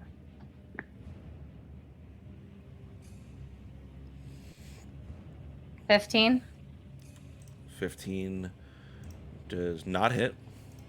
Oh, okay. I mean, that's a concern. All right. Then that being said, Finnick, you're up. Okay, how far away am I from Gormrog and Tristan? Is it 45 feet? You said it right as I was about to count the last number. You fucked me up. My brain no work, no good. Tristan is 45 feet from you. Okay, fun. I am going to cast Mind Sliver on the thing that's floating behind Gormrog. Okay. So it needs an intelligence 15 saving throw.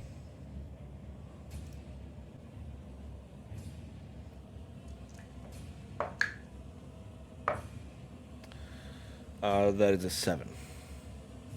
Cool. So it's 1d6. It's a 6. Oh wait, no, 2d6. I'm sorry. 2 6s. Let's go. So that's 12 points of psychic damage. And if it's not dead, it'll subtract 1d4 from the next saving throw it makes before the end of my next turn. Okay. Just remind me of that because I will forget. Okay. It is still up though. Of course it is. I will use my 30 feet of movement just to get as close as I can. And then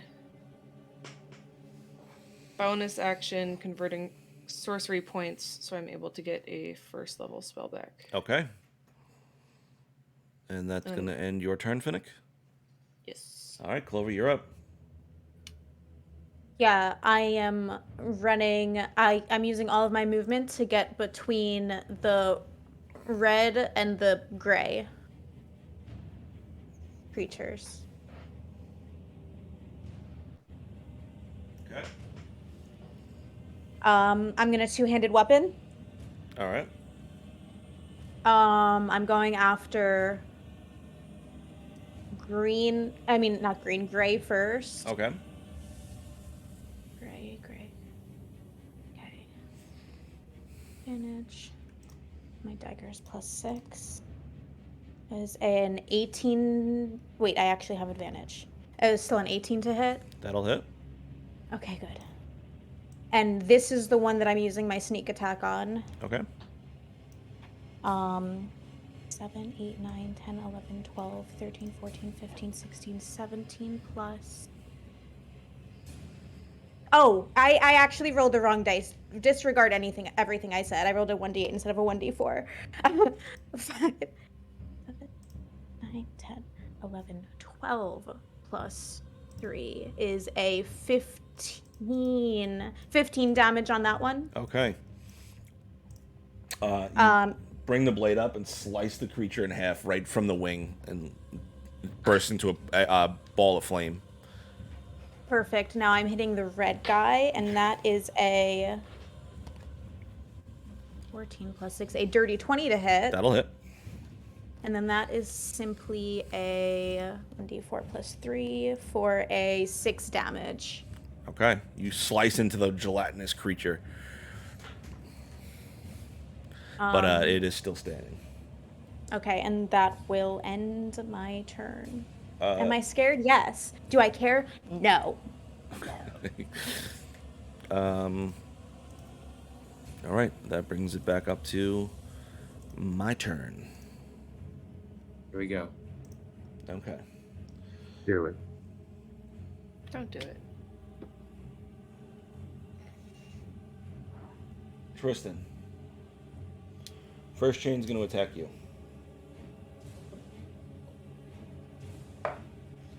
That's fucking terrible.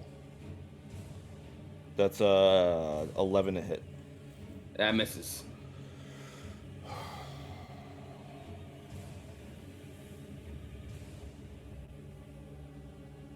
Oh, actually, Clover, you're visible now, right? I am. All right, I'm attacking you. Go for it. Next one is going to be a 22 to hit. Hits. You are now restrained, and you take 8 slashing damage. Okay. Okay, so that's its 2 attacks. Next, it's going to... going to use its 3rd attack against you, Clover. You're grappled, so it's an advantage. That's a 15 to hit. Misses. Oh, fuck. Alright, then this guy is going to turn and attack you. The red guy. Yeah. Okay. That's a 15 to hit. Misses.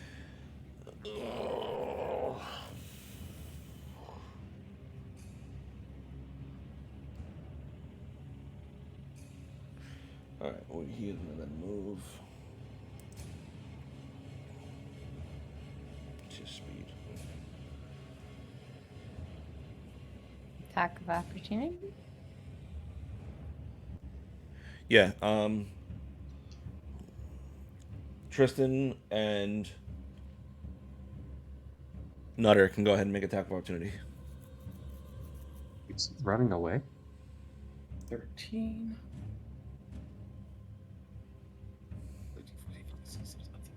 19 for me. That'll hit. A 9 for me. It doesn't hit. Okay. Tristan, go ahead and roll your damage. 6, 7, 8, 9, 10, 11, 12. Plus my rage. 14. I love barbarians.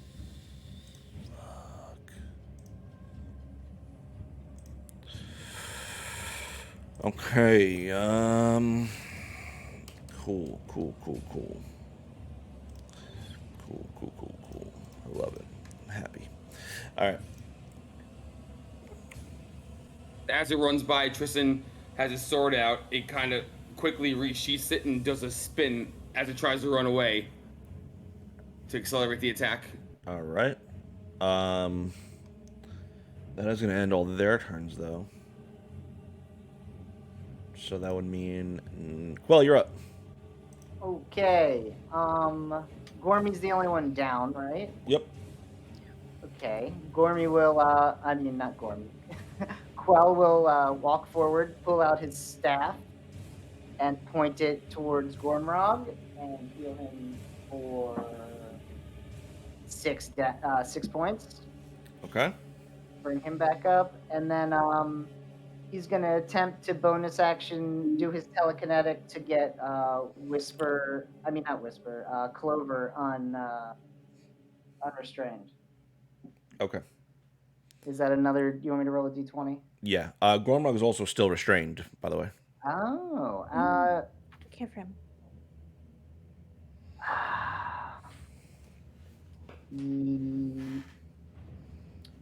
Hey, what's the worst that could happen? He only did 6 damage last time. It's gonna be. Don't say Clover, that. I think, needs advantage on her attack, so I'm gonna go for Clover. Oh. And I got a natural 20 Okay. on my telekinesis. So you feel the chains get forcibly removed from you, Clover, as Quell raises his hand and lifts them up off you with his telekinesis. Ow. And I'll stay where I am. I'll do it. Okay. Whisper, you're up. All right. Is there... If I went forward, could I bite the chains? Or, like, attack the chains? Yeah, you can go ahead and attack the chains. Because I feel like I'm blocked from, like, going past to get to any of the, like, bodies of the bad guys, right? Right. Yeah. All right, so I'm going to try and... Can I pounce on the chains? You can do anything you want. The Well, chains will the I chains be moving? kind of encompass the whole room, so you can attack anywhere. So pounce rolls is if I move at least 20 feet straight towards a creature and hit it. So will I be moving 20 feet straight? If you move towards this way, yeah, any you can of the attack the chains? chains that are wrapped against the wall. Okay, sure. Let's go backwards. All right. I'm gonna try and claw it. 23 to hit. Yes, that'll hit.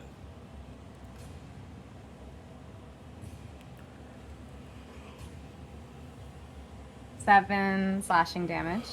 Okay. Can chains be prone? No. Okay. Well then, the second part doesn't do anything. Okay. For the intention of the attack, I'll say that would work. Yeah, but it doesn't. It's not prone, but for the intention of the attack, because you're knocking it Okay. down and like mounting it, I would say that you could do. Yeah. Yeah. Well, it would still need to succeed on a strength saving throw before I could do the bonus Natural action bite. All right. Then I take my bonus action bite. That one doesn't hit. That's an 8 to hit. That does not hit, unfortunately. I still have movement, so I'll go back 20 feet to where I started. Yep. Okay. Alright, so sorry. What I realized I had not been doing with my wild surge, I should be doing 1d8 damage every time I do it. Okay. Just Remember for the future. Sorry. Yes. All right. Tristan, you're up. Yes. All right. And Gormark is up now, right? He's conscious. Okay. Still restrained. Yeah. And he's restrained by chains, right? Yep. All right. So I'm going to not even. I'm just going to attack the chains. First attack. Okay. 3, 6, 7, 9. That misses. I'm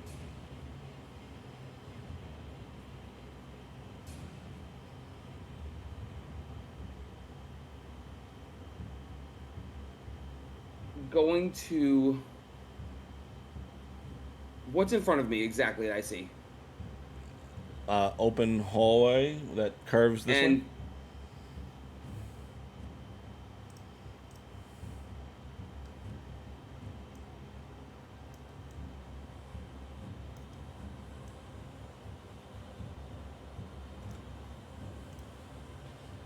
way. all right, I'm sorry. I'm going to.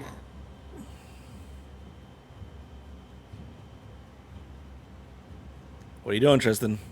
I'm going to try to release him from the chains. I'm not going to attack the chains. I'm going to try to get him out of the chains. You already used your action But- to attack. You can't use Oh, another. that's right. Yeah. I have two attack actions. So. Yeah, but removing the chains is an action. Oh, okay. Yeah, you're right. All right. I'm sorry, guys. All right, I'm moving forward.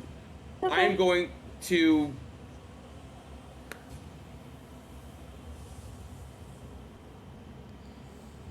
Oh, fuck. I'm gonna move forward How many feet? to where I can see what's it. Yeah. All right. As you turn that corner, Hmm. you see another creature making its way out of the cage here, Ugh. and another one here.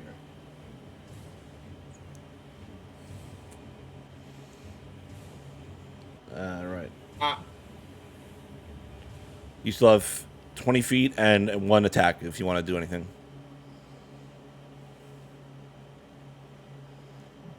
I can hold my attack, right? Yeah. All right. I'm gonna stay right there. I'm gonna hold my attack until any of them from that hallway come forward and just kind of be the wall block. All right. Alrighty. Next up is yeah. That's it. All right. Next up is Gormrog. At the start of your turn, the chains that are wrapping around your body dig in more as they crush your skin. You take 4 piercing damage. Mm-hmm. And it's your turn. To break out of these things, it takes what? A check. of some sort. What kind of check is up to you?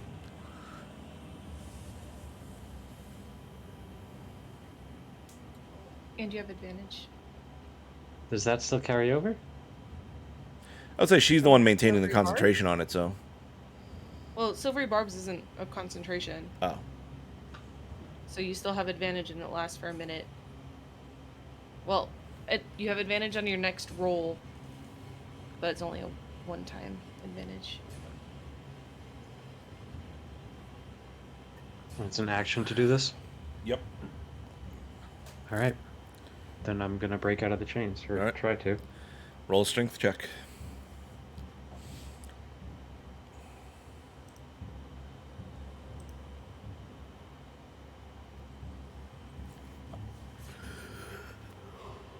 $18. 18. Just confirm here. That'll do it. Oh my god. You get it force the chains up and over your body, and you slam them down to the ground, where they instantly rattle and snake back into position.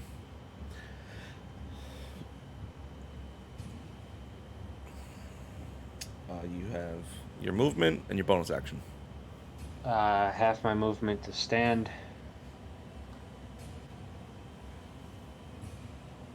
What are my bonus actions?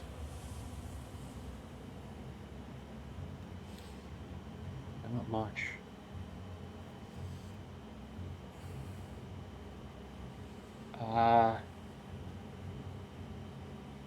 I'm gonna use a key point to take patient defense. Okay. Which says it's basically a dodge action, so anybody who attacks me has disadvantage. Okay. And I'm gonna wait for somebody to come over and help. Alrighty. Next up is gonna be Nutter. Nutter is going to run, and what is that? Wait, is that a bad thing right next to it? Yes. Oh, okay, it's gonna that. All right, go ahead and roll your attack. Jeez, Nutter, you suck. 9. That hits. Okay. Wow. And then bite. It's 10 piercing damage.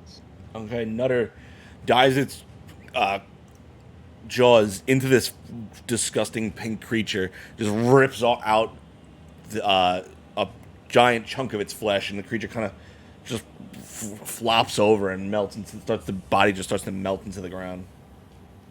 Cool. And then Nutter's gonna use. Is that all the bad guys in that spot? Yeah. Okay, then Nutter's gonna use his movement to run after the chain guy.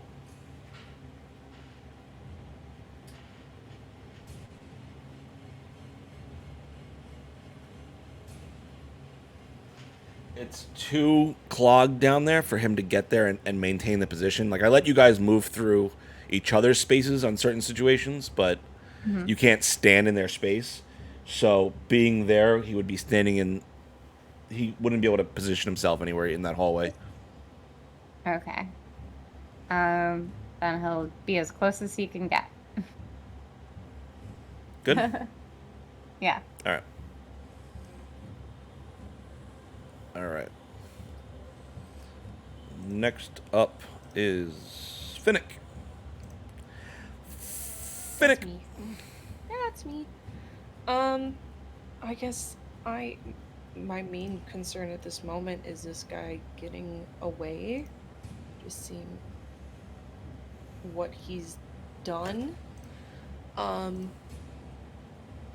I will use my movement to go down next to Tristan, and I kind of want to slink around the corner in front of him, if I'm able to do that. And just getting frustrated. There's little bits of crackling energy around me, and I'm gonna use a 2nd level Chaos Bolt. Okay. Against the Chain Devil? How bad is he looking right now? Let's see here. What are we looking here? Looking pretty rough. Pretty rough? Not looking good. Okay. That roll well. 24 to hit. That'll hit. Amazing. So that's... Okay. Oh, hell yeah. Okay. Hell yeah. Sorry, I got really excited. So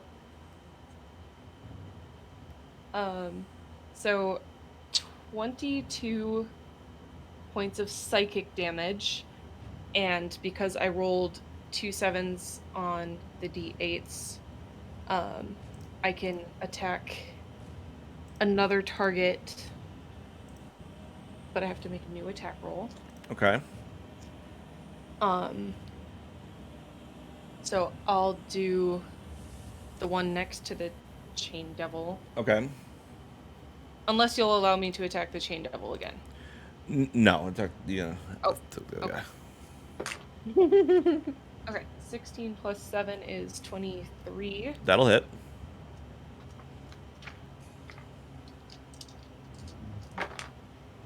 Oh my god, okay. Okay. Yay! I love your excitement. Well, because I rolled 2 8s on the d8s. So does that mean I can attack the last guy with another energy? Okay. Yeah, it just keeps going for as long as there's new guys to Okay, hit. well that's 20, Amazing. 24 points of thunder damage. Okay. So, last attack roll on this other gross thing for 22 to hit. I'm That literally going hits. down the ladder. This is so exciting. Oh, amazing. 23 points of Hell thunder yeah. damage. Killing it, Finnick. Add up that damage. That's a lot of damage. Oh, let's go. Okay. So, Finnick, Oh god. as you hit 3 creatures, one-shotting 2 of them, and killing the other one, how would you like to do this 3-way? Oh, Damn it! I thought you'd never ask.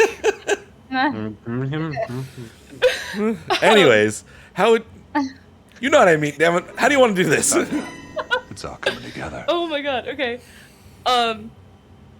After the whole thing of seeing her dad, seeing Gormrog go down, and she's got this just rage sort of filling up inside of her, she just moves past Tristan, sort of pushes him out of the way, funneling all this anger and just shooting it as, like lightning, it crackles off and just hits the other ones. Okay, so as you round the corner, get just gently pushing Tristan out to the side. Tristan, as she does, you see this almost fiery... Her eyes are glowing with flames, and around her head, just barely, you see this halo flickering in the darkness with little bits of, like, glowingness, glowing to it. You can barely see it. You're not even sure if it's there. But she pushes you to the side and steps forward, raising her hand up. And the energy gathers between her fingertips. It shoots forward, slamming into the Chain Devil. The lightning popping off the bits of armor and exploding each of the joints on the chains. The chains in its hands kind of burst out from the energy, carrying electricity with them as they slam into the 2 other creatures, which writhe and gurgle with pain, their flesh boiling up as the heat and the electricity courses through their bodies before the pair of them almost simultaneously pop, pop, and all 3 of them crumple to the ground. The Chain Devil body burning with flames before disappearing into the ether. Right before she comes in to make that swoop, she comes in, everyone's around. You see Tristan standing there, like in a motion of getting ready to be like, all right, is about to be that, and then it all just happens. He stands there just. Well, okay then. Oh my gosh. From almost dying to killing everyone. I am a force to be reckoned with. All right. With that, as we finish up that tight battle, we're gonna go into our break. So we'll be back in a few minutes. Tight battle. What? Huh? What'd you say? Don't worry about it. All right. We'll be back soon, and see you guys in a minute.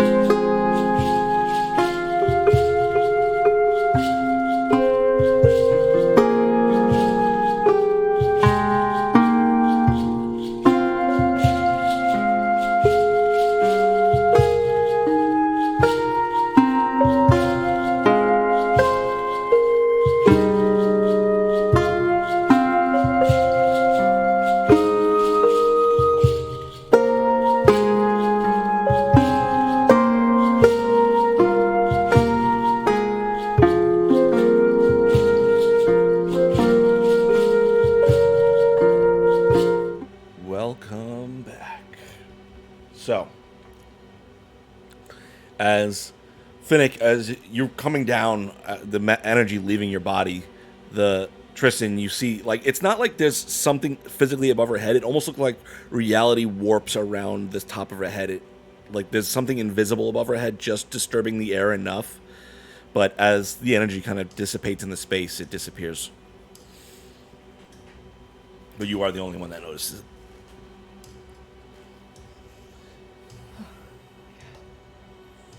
Gormrog.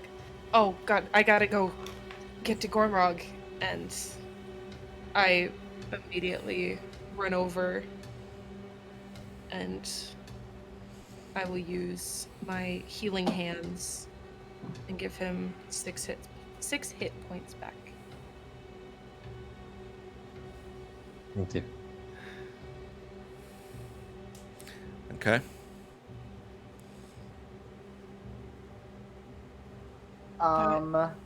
Yeah. Speaking of which, Quell is going to say, I don't think we can go any further with you guys as banged up as. So anyone that could use some love, get over here. Whisper will paddle over. Cool. Is Whisper gonna leave her wild shape or? No. Leaning She's on Finnick, I'm also going to make my way over to you. I will help Gormrog up. So the way it is, Finnick and Gorm are the most down probably. Whisper took a lot of damage too. But she's Yeah, I still know. But she's Yeah. in wild shape. I Yeah. can give her some, but Yeah, but if she I'm- drops wild shape, she's still going to be messed up. yeah. Yeah, like her wild shape also took a lot of damage. Right. Yeah, I'm gonna give her some healing in her wild shape, but Yeah, I'm not- at half not health bad. right now. Cool. And Gorm's is last. Okay. Yeah. Okay. Lots. Here we go. Aura of Vitality. And Quell will cast that, and everyone will feel the healing hug of Melora. And I'll start with Gormrog. Let me know when you feel healed. I got 10 of these. 4. Yeesh. 11. 8. Hang on. Mm-hmm. So I'm now at about 3/4. Okay, we'll give you one more. 9. All right. All right, switch to Finnick. Okay. 6. 9. Got 4 more. 6. That's good. Okay. And on to Whisper. 8. 8. And 5.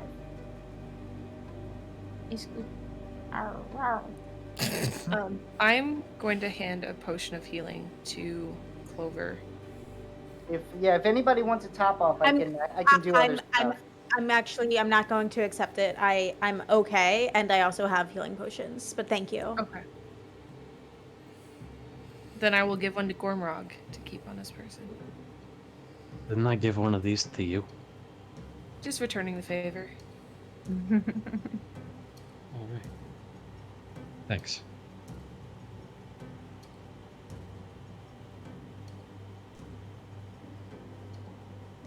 Well, she gave you back the exact same bottle you gave her. No, she drank the one I handed her. So you guys want to go see what's up ahead?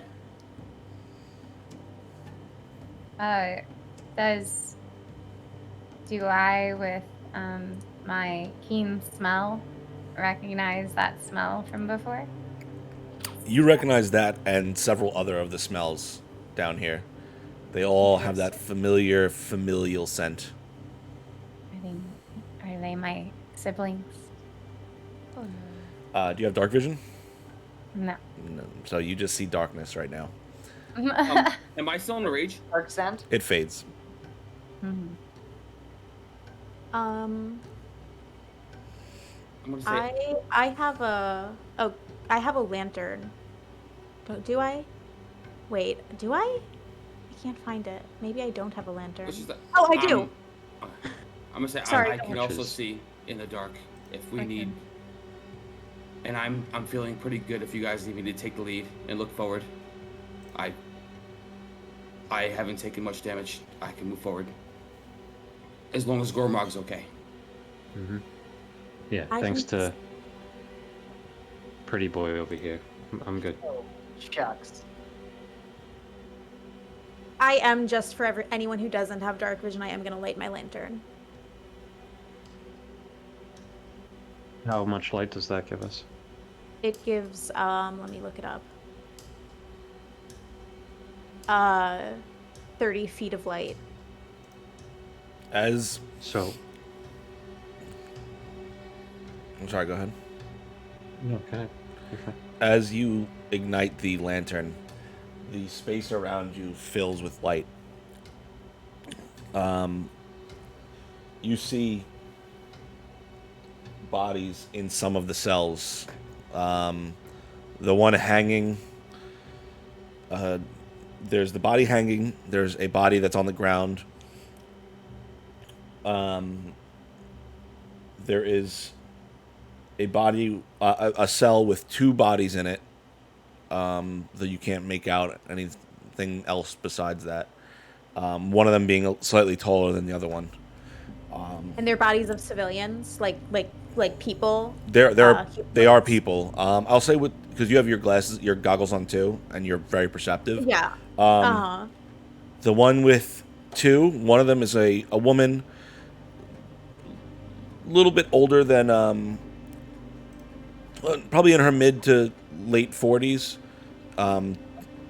based off human years. Though you see the definitive long ears of elves on her head. Can I go in and check? I'm gonna keep the lantern where it is, so what is lit is lit, and I'd like to go in and see if any of them have any life left. Okay. As you get closer, you see this. The woman has black hair, though it's been like kind of chopped and ripped in places, and as you look at her, you see like as you enter her into the lantern, she kind of starts to turn to you, and instantly the left side of her face, you can see the left eye is just completely removed from the socket, and there's just long scars down her face, long gashes. You're like, hey, it's okay. I'm not gonna hurt you. Who are you? As you get closer, I'm scared. Is this gonna kill me? you see she's almost seemingly protecting someone beneath her. This much smaller child, little boy, kind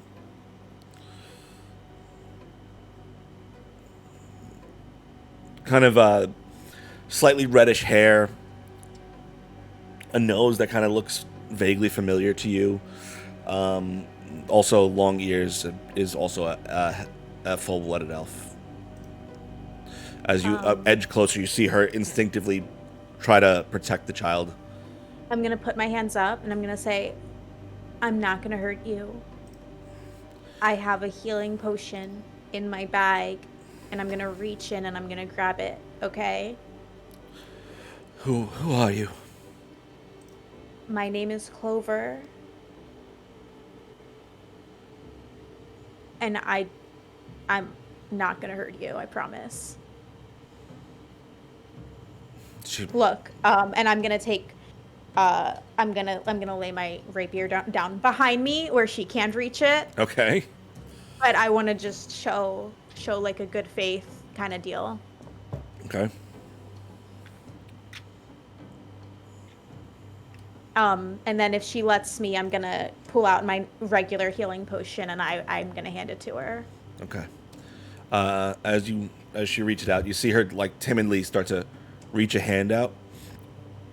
Is this a trick? Oh, I'm so scared. It's not a trick. It's not a trick. I promise.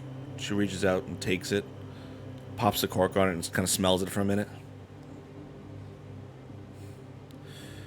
She turns to the child. Nesta, sweetie, please, drink this.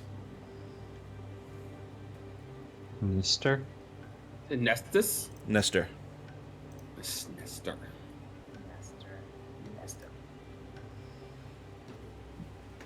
Whisper, as you hear that voice echoing, you know exactly who that is.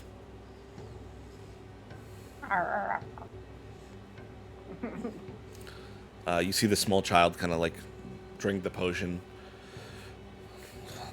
before the woman kind of turns to face you once more, Clover.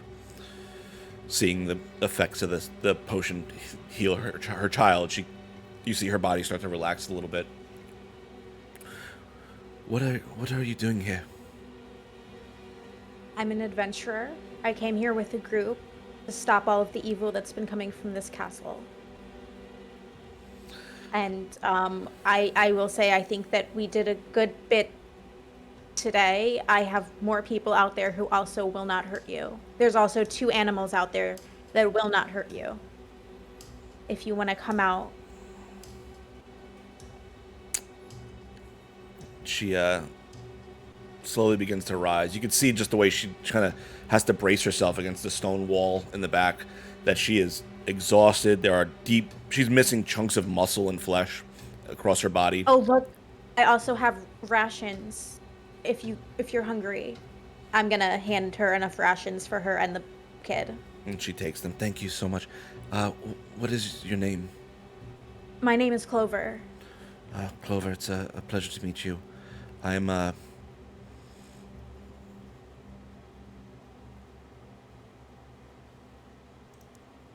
sorry, I got a message. And I lost my fucking notes apparently. My name is Darius. Darius. Hi, Darius. I hope that we can get you to safety right now.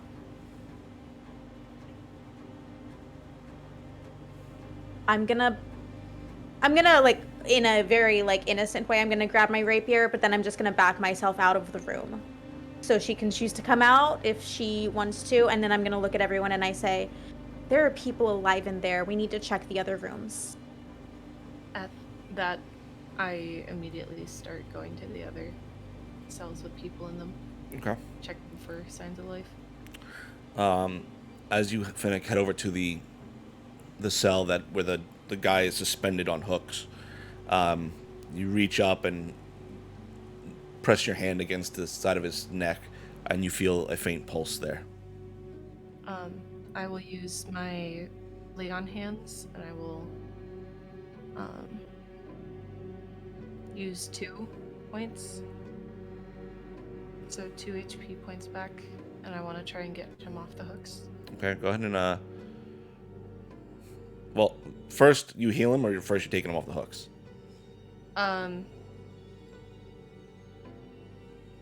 Take him off the hooks and then heal him. All right, roll a strength check. Okay. That is an 18. Okay, so you wrap your arms around the body and lift, and you hear you hear bone snapping as the hook is pulled out from the back. I'm so sorry. I'm so sorry.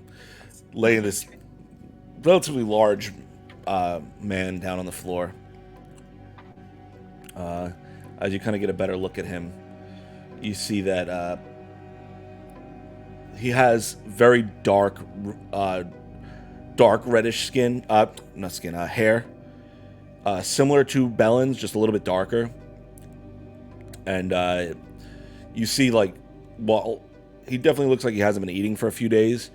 You could tell that he does have, like, that princely face. Like, he's got these very square jaw with, perfect cheekbones. But Guys. as you lay him down on the floor and push the 2 points in, you see the 2 fresh wounds kind of begin to heal, but, there's a lot of damage on here. He's missing an arm. He's missing a leg. I don't really have any healing stuff, but my cloak has already been through so much, so I'm just going to start tearing up my cloak to try and basically form a tourniquet or like close these wounds. Okay. I have another ration I'm gonna hand to Finnick in case she wants and to give to him, because starving is also damage, you know. Yeah. Quell will come help try to dress wounds too. Okay. As you begin to dress wounds on him, you see he lets out a cough, and blood just splatters out of his mouth with each cough. But his eyes begin to open slightly as he looks up at you. He has no physical strength left in his body. It's just completely drained of. He can't even move a finger at this point. But he looks up to you. It's okay. We're here to help you. And I'll take my canteen water, my water skin, and I'll try and like sit him up and give him some water as well. He takes the first sip and instantly starts coughing to the side again before going back in for another one, and actually some of the fluid seems to get down to his throat. Mm-hmm. Whisper, what are you doing this whole time? Staying in that hallway Okay. as a tiger. Okay. Just Yeah, check. I'm also doing the same. I'm watching where Tristan's thing is now. I am listening, but I am not moving past that threshold from that hallway, looking forward. I don't know if I see anything or not, but No, down that hallway is just there is another body down there in the cell down to the right. I am not going to move forward until more people are all, All right. Yeah. I also want to can't- go. Go ahead. I was just gonna say I also can't see beyond the lantern, so I'm probably just pacing in the light of the lantern. Okay. What are you doing, Clover?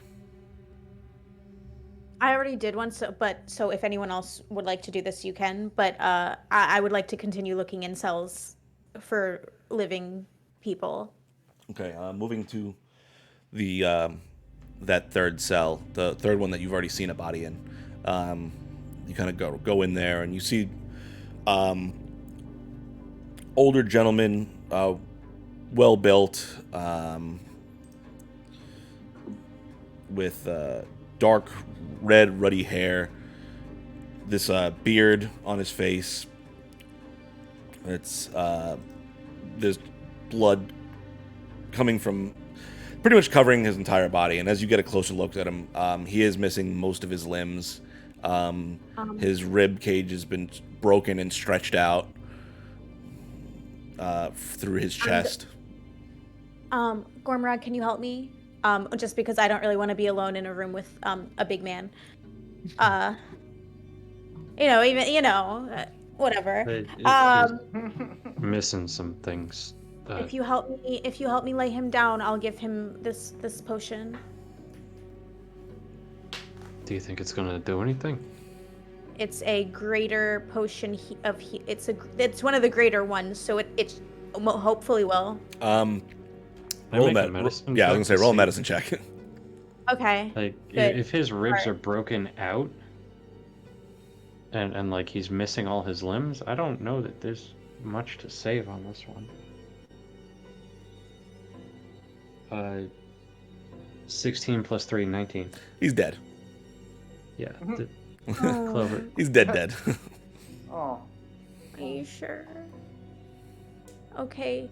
Well, that's really sad, but at least 3 of them are alive. You're doing a good thing by trying. I'm gonna go back out looking a little bit sad.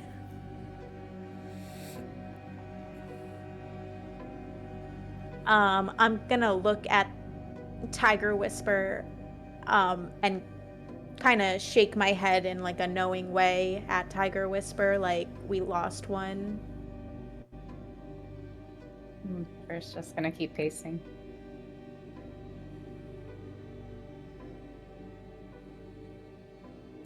Can I go down the hallway that Tristan's looking down? Yeah.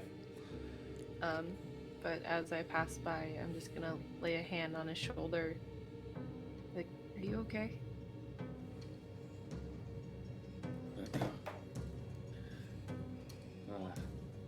I'm gonna look back towards the other side of the hallway, look to see if I can see Gormog, but I'm not gonna say if I do or not. So I'll be okay. Are you about to go forward? Yeah, I figured I could check the rest of these cells, make sure we don't miss anybody. I know there is someone in a cell ahead of us. We have to be very careful moving forward because we have no clue what's ahead of this. No, I know. Walk. I would advise not to move forward till we're all ready. But if you are gonna move forward, I'm not letting you go by yourself. I'm not gonna go further than the cells, Tristan. But if something happens, you'll probably hear it. But if you want to come to the cell with me, you can. And take a look down the hallway.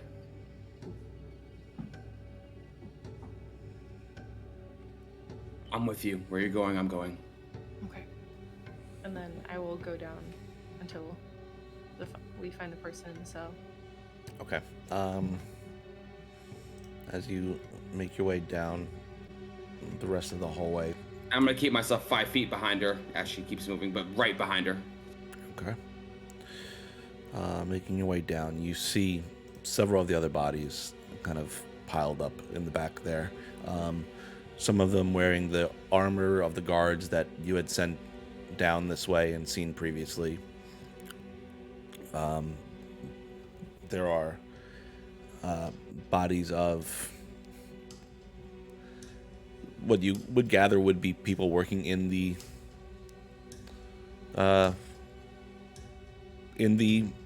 estate. But looking around, it doesn't seem like anyone down here is alive, nor are these bodies particularly tortured either, like the ones out in the front. As I see this, I'm just gonna mutter to myself, I hope you all have peace in the afterlife. And sort of turn to look at Tristan and just shake my head.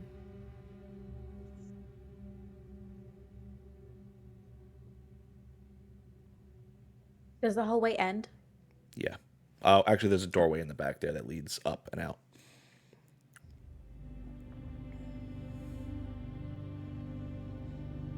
Do you guys want to get out of here? When you say that, Whisper will crouch down, like lowering her back as low to the ground, like in a way that's like somebody can ride me if they like you can use me to. The one I met, what was their name again? It was Nestor and Darius. Darius. Are you guys, if you guys are too weak, you can ride Whisper Tiger Whisper. Thank you. This day of this kid's life is also the worst day of this kid's life. You see the two of them begin to make their way up out of the cell.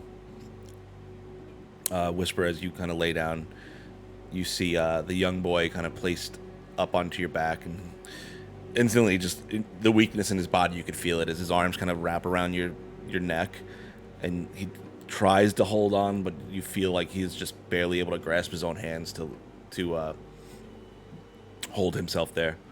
And you feel Darius make her way onto your back as well, and you feel her kind of trying her best to hold Nestor in place.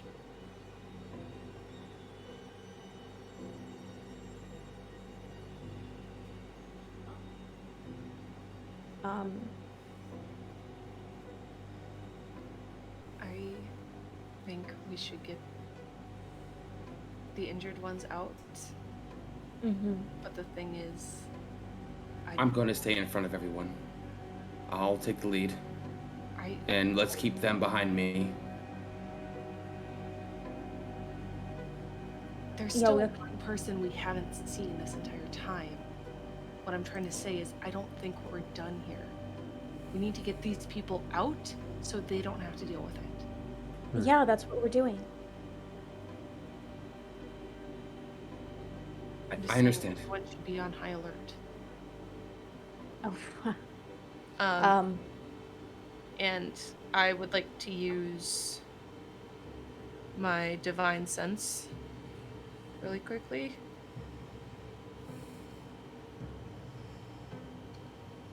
So I know I can sense anything affected by the hollow spell or know the location of any celestial undead within 60 feet. That's not behind total cover. Okay. You don't sense anything in this space anymore. Okay. Let's just hurry up and get them out of here. I'd like to lead with Tristan, with my crossbow ready. Okay. I'll bring up the rear with my sword drawn. All And right. while we walk, I want to use my keen sense of smell to see if I smell Bellin. Okay. Roll a perception check for me. I have advantage. Yep. Okay.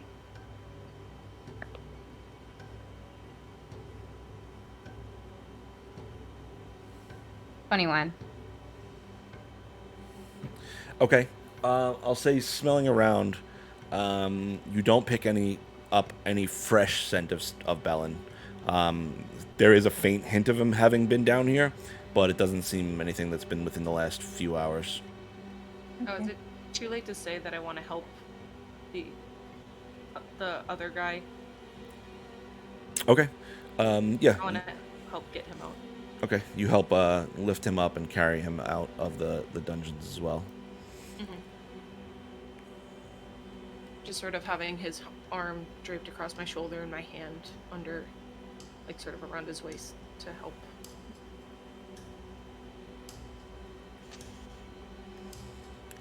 Okay. Are you guys going out the back or up into the castle again? I was gonna go forward, like through the hallway, the mouth. I'm not sure. That's out towards the outside. All right, Yeah, so I'm not the way we came. Okay. The other way. All right. yes. So we Okay, I'm bringing these kids with us further That's in? what Well, he said it leads out, right? Whisper would know. Well, Whisper's a tiger. We're saving them, right? Yeah, we're bringing them outside. Yeah, we're bringing them. We've just never been this way before, so I am scared of what we might find. Tristan, can we go ahead by a few feet and look out the door first? And 100%. I'm also gonna check for traps on the door as we do that. All right. All right, So go ahead and roll your investigation check. That's my investigation is a +7. Not too shabby. That's an 18 investigation. Okay. It does not appear trapped, but it is locked. Okay, I'm gonna use my lock picking kit. All right. It's gonna be a high DC because this is for a prison. So. Okay. Fair. That's absolutely fair. What would that be? My sleight of hand or just proficiency? It's just your bonus, proficiency with which I think is the same. Okay. 17. Okay. You reach your tools in there and you tinker around into the heavy lock. It's a 19. Okay. +6, right? Hold on, let me. Yes. Okay, it's a 19. Okay. So you begin to feel one of your tools bend as you try and pry this lock, but you just move slightly and it tink clicks on the door, just barely opens. It takes you a bit of time, but you are able to unlock it. But your tools are damaged. Okay, that's also fair. I'm gonna look at Tristan like let's check it out. And I'm going to. She says that I'm gonna not like try to force it, but I'm gonna put my hand like, and try to step forward in front of her to move forward. Okay. So you move forward, moving past Clover. You press the door open, and you can feel air begin to rush down into the space as the fresh outdoor air tries to replace some of the disgusting stale air of the cellars. But as you look outside, the sky is... It's still daytime. And it is... You don't see anyone outside right now. Oh, can I take a check to take an actual look around, see if there's anything specific around me? Roll a perception check. 15, 18, 19. 19.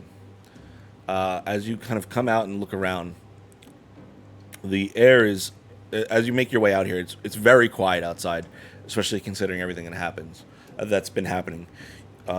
You hear sounds from the city off in the distance, kind of making their way up, as the sound of people trying to understand what has happened in the last few days. But as you make your way out, I'm going to turn and start looking around. You notice in the sky, Katha up there, the moon up in the sky, making its... As you look at it, it almost looks like it's getting closer to the sun. Would I know what that means by any means? Nope. Or nope? Okay. You mean like getting closer to an eclipse, or it's physically moving away from us and towards the sun? Like an eclipse. Should we get them to the Moonstone Grove? Probably the safest place for them. How far away is the Moonstone Grove from here? About 15-minute walk. Okay, let's do that stealthily. I'm gonna look back at everyone else, like, as I'm saying that as like a question. Like, let's do that stealthily. Mm-hmm. We're gonna leave and come back? Okay. I mean, we gotta get them to safety, right? What do you guys think?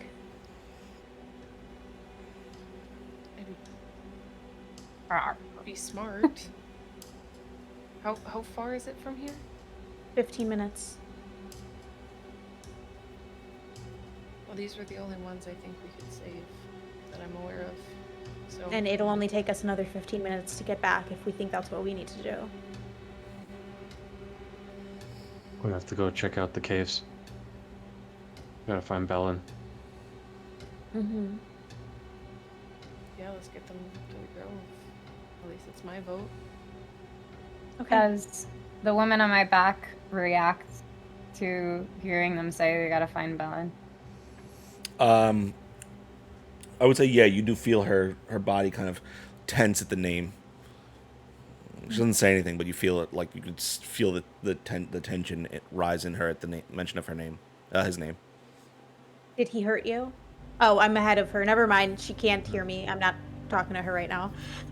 I'm like 20 feet ahead of her. I'm just standing at the door, looking Maybe out, not and still for you, just but- looking through the day until I get a tap for a decision. I'm just looking. Mm-hmm. It seems like we should go. Yeah. Agreed. Whisper growls in agreement. Okay. Okay, so roll a stealth check, everyone. Whisper, you're going to be at disadvantage because you're carrying two bodies, and Finnick, you're at disadvantage because you're carrying a body. Well, I'm already at disadvantage because of my armor. Okay, so so double disadvantage. Oh, Oh no.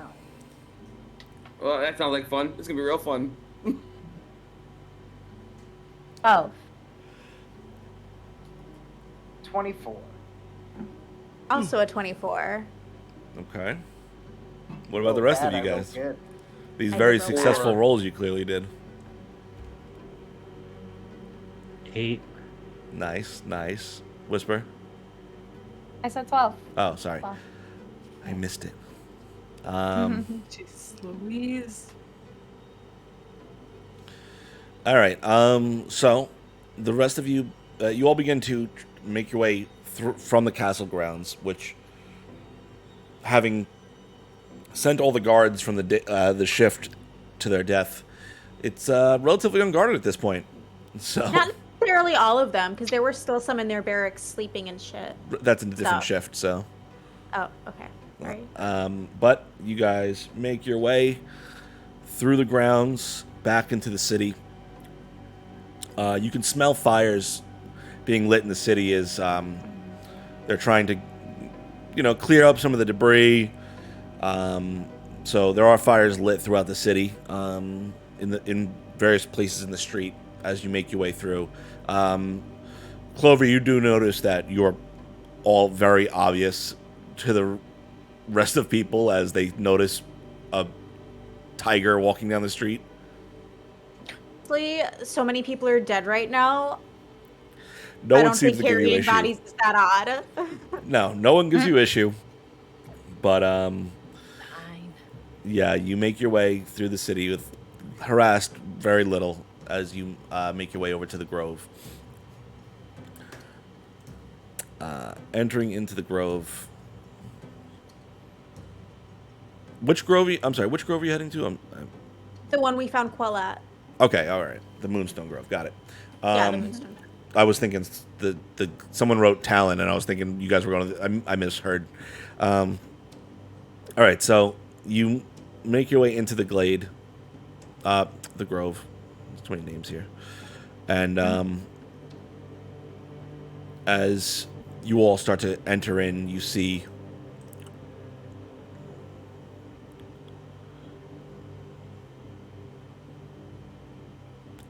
Alyssa, I'm sorry. Like I said, I got names. A lot of names on this list. Alyssa Moonbrook, make her way over. What has happened? I'm in the front of the I'm in the lead. So do I obviously I don't know this person, right? We met them before, though, right? I think so. This is the priest that we met earlier. He's The the place that you priestess. ran into. Oh no, this is High Priestess Erwin. That's what I'm thinking. I'm sorry. Yes, So you've met. Do I know? If Okay. you were there, yeah, you met her. The High Okay. Priestess. He's the reason why we met her. Yeah, I was making sure it was that person. Yes, That's- this is High yes. Priestess Erwin. Okay. So I'm just gonna. What has happened? Whisper's gonna walk forward and sulk down so we could both like gently so the high priestess can see the people. As you kind of lurch down, she runs over. Lady Darius, and she helps her off. Oh, young Nestor, what is? Oh, is there anyone else alive? I have one back here. Oh, I guess I should call Lord Rodden. Please bring them to the temple. How far is the temple? Just towards the center. Oh, cool. My brain, no work, no good. Bring. It was a tree that was carved Yeah. with. Yeah. Just the moon. small, the small moon temple up at the more of an altar, but please, let's get them. She starts waving over other clerics to help, and all three of them are kind of gathered up and brought forward and laid down on beds, more bed rolls, but they're laid down, and immediately all the clerics begin to do their best to try and heal some of the wounds. Lady Erwin comes back. Is there no one else? Not yet, but I don't think our work is done. Are they safe here? We will protect them, yes.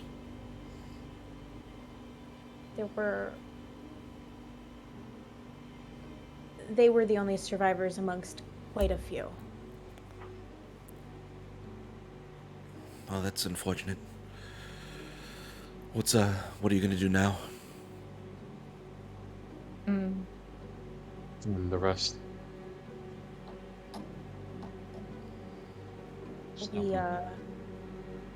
We defeated 2 monsters, but there's another one out there. Very well. Well, I wish you luck. Good. We're gonna need it. Keep praying.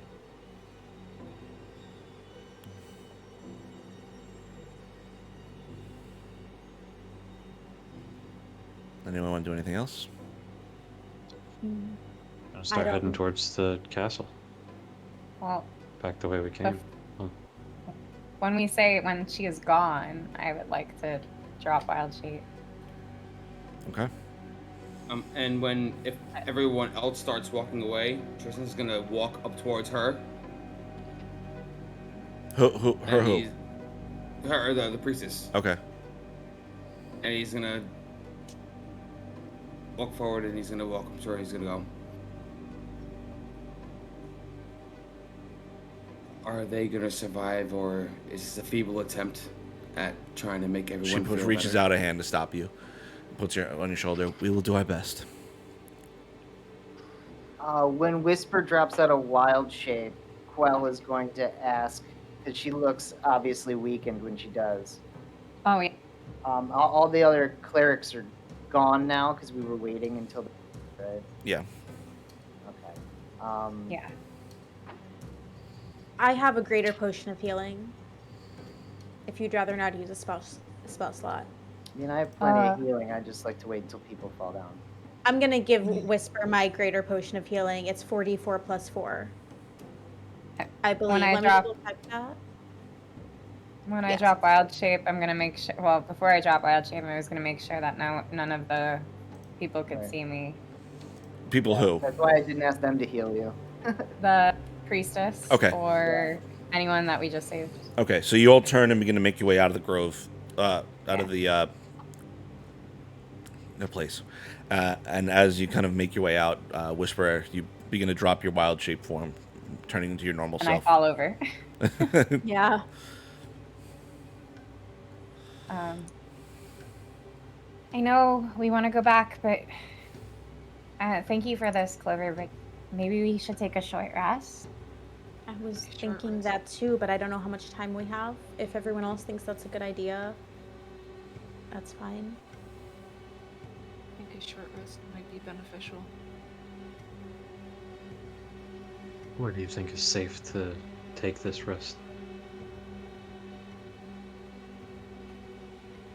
Whisper, you don't feel comfortable in the grove, do you?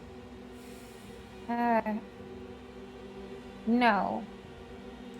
Not right now. Well, let's put her tiefling horns back on. It's so much effort.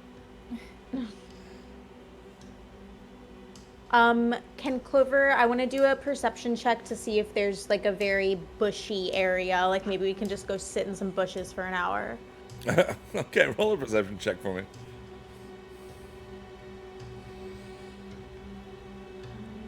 Was 9, 18. All right, I would say if you wanted to just find a place out there, it's not terribly difficult for you to find a place where you feel like you could cover up enough to feel comfortable. That's the plan? Suppose. Yes, please. All right, so as you all make your way over and find a nice secluded corner for you all to begin to try and recuperate your strength after an eventful morning thus far, you hunker down and begin to take a short rest. That's, unless anyone wants to do anything specific in this moment, that's where we're going to call it for tonight. Okay. So, with that ends our 31st episode of Forging Fates. Thank you. And it was a good one. Thank you, everyone, for stuck around. I hope you enjoyed the episode. It was a tense one for sure.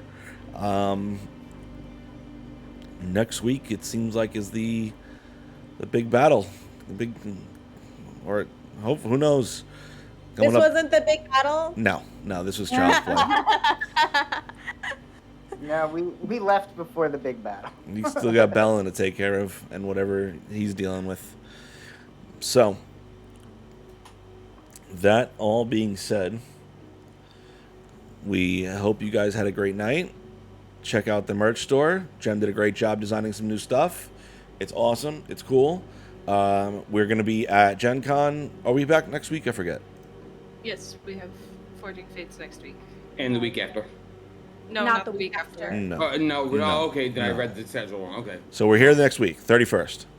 Yes. Okay. Yes. All right. So, episode right before we leave for Gen Con. So, we love you. Stay safe. That's all I got. I'm a lover, not a fighter. That's not true. That's not true. That's not true at all. Not even That's a not little true. bit true. He's both. He's both. He's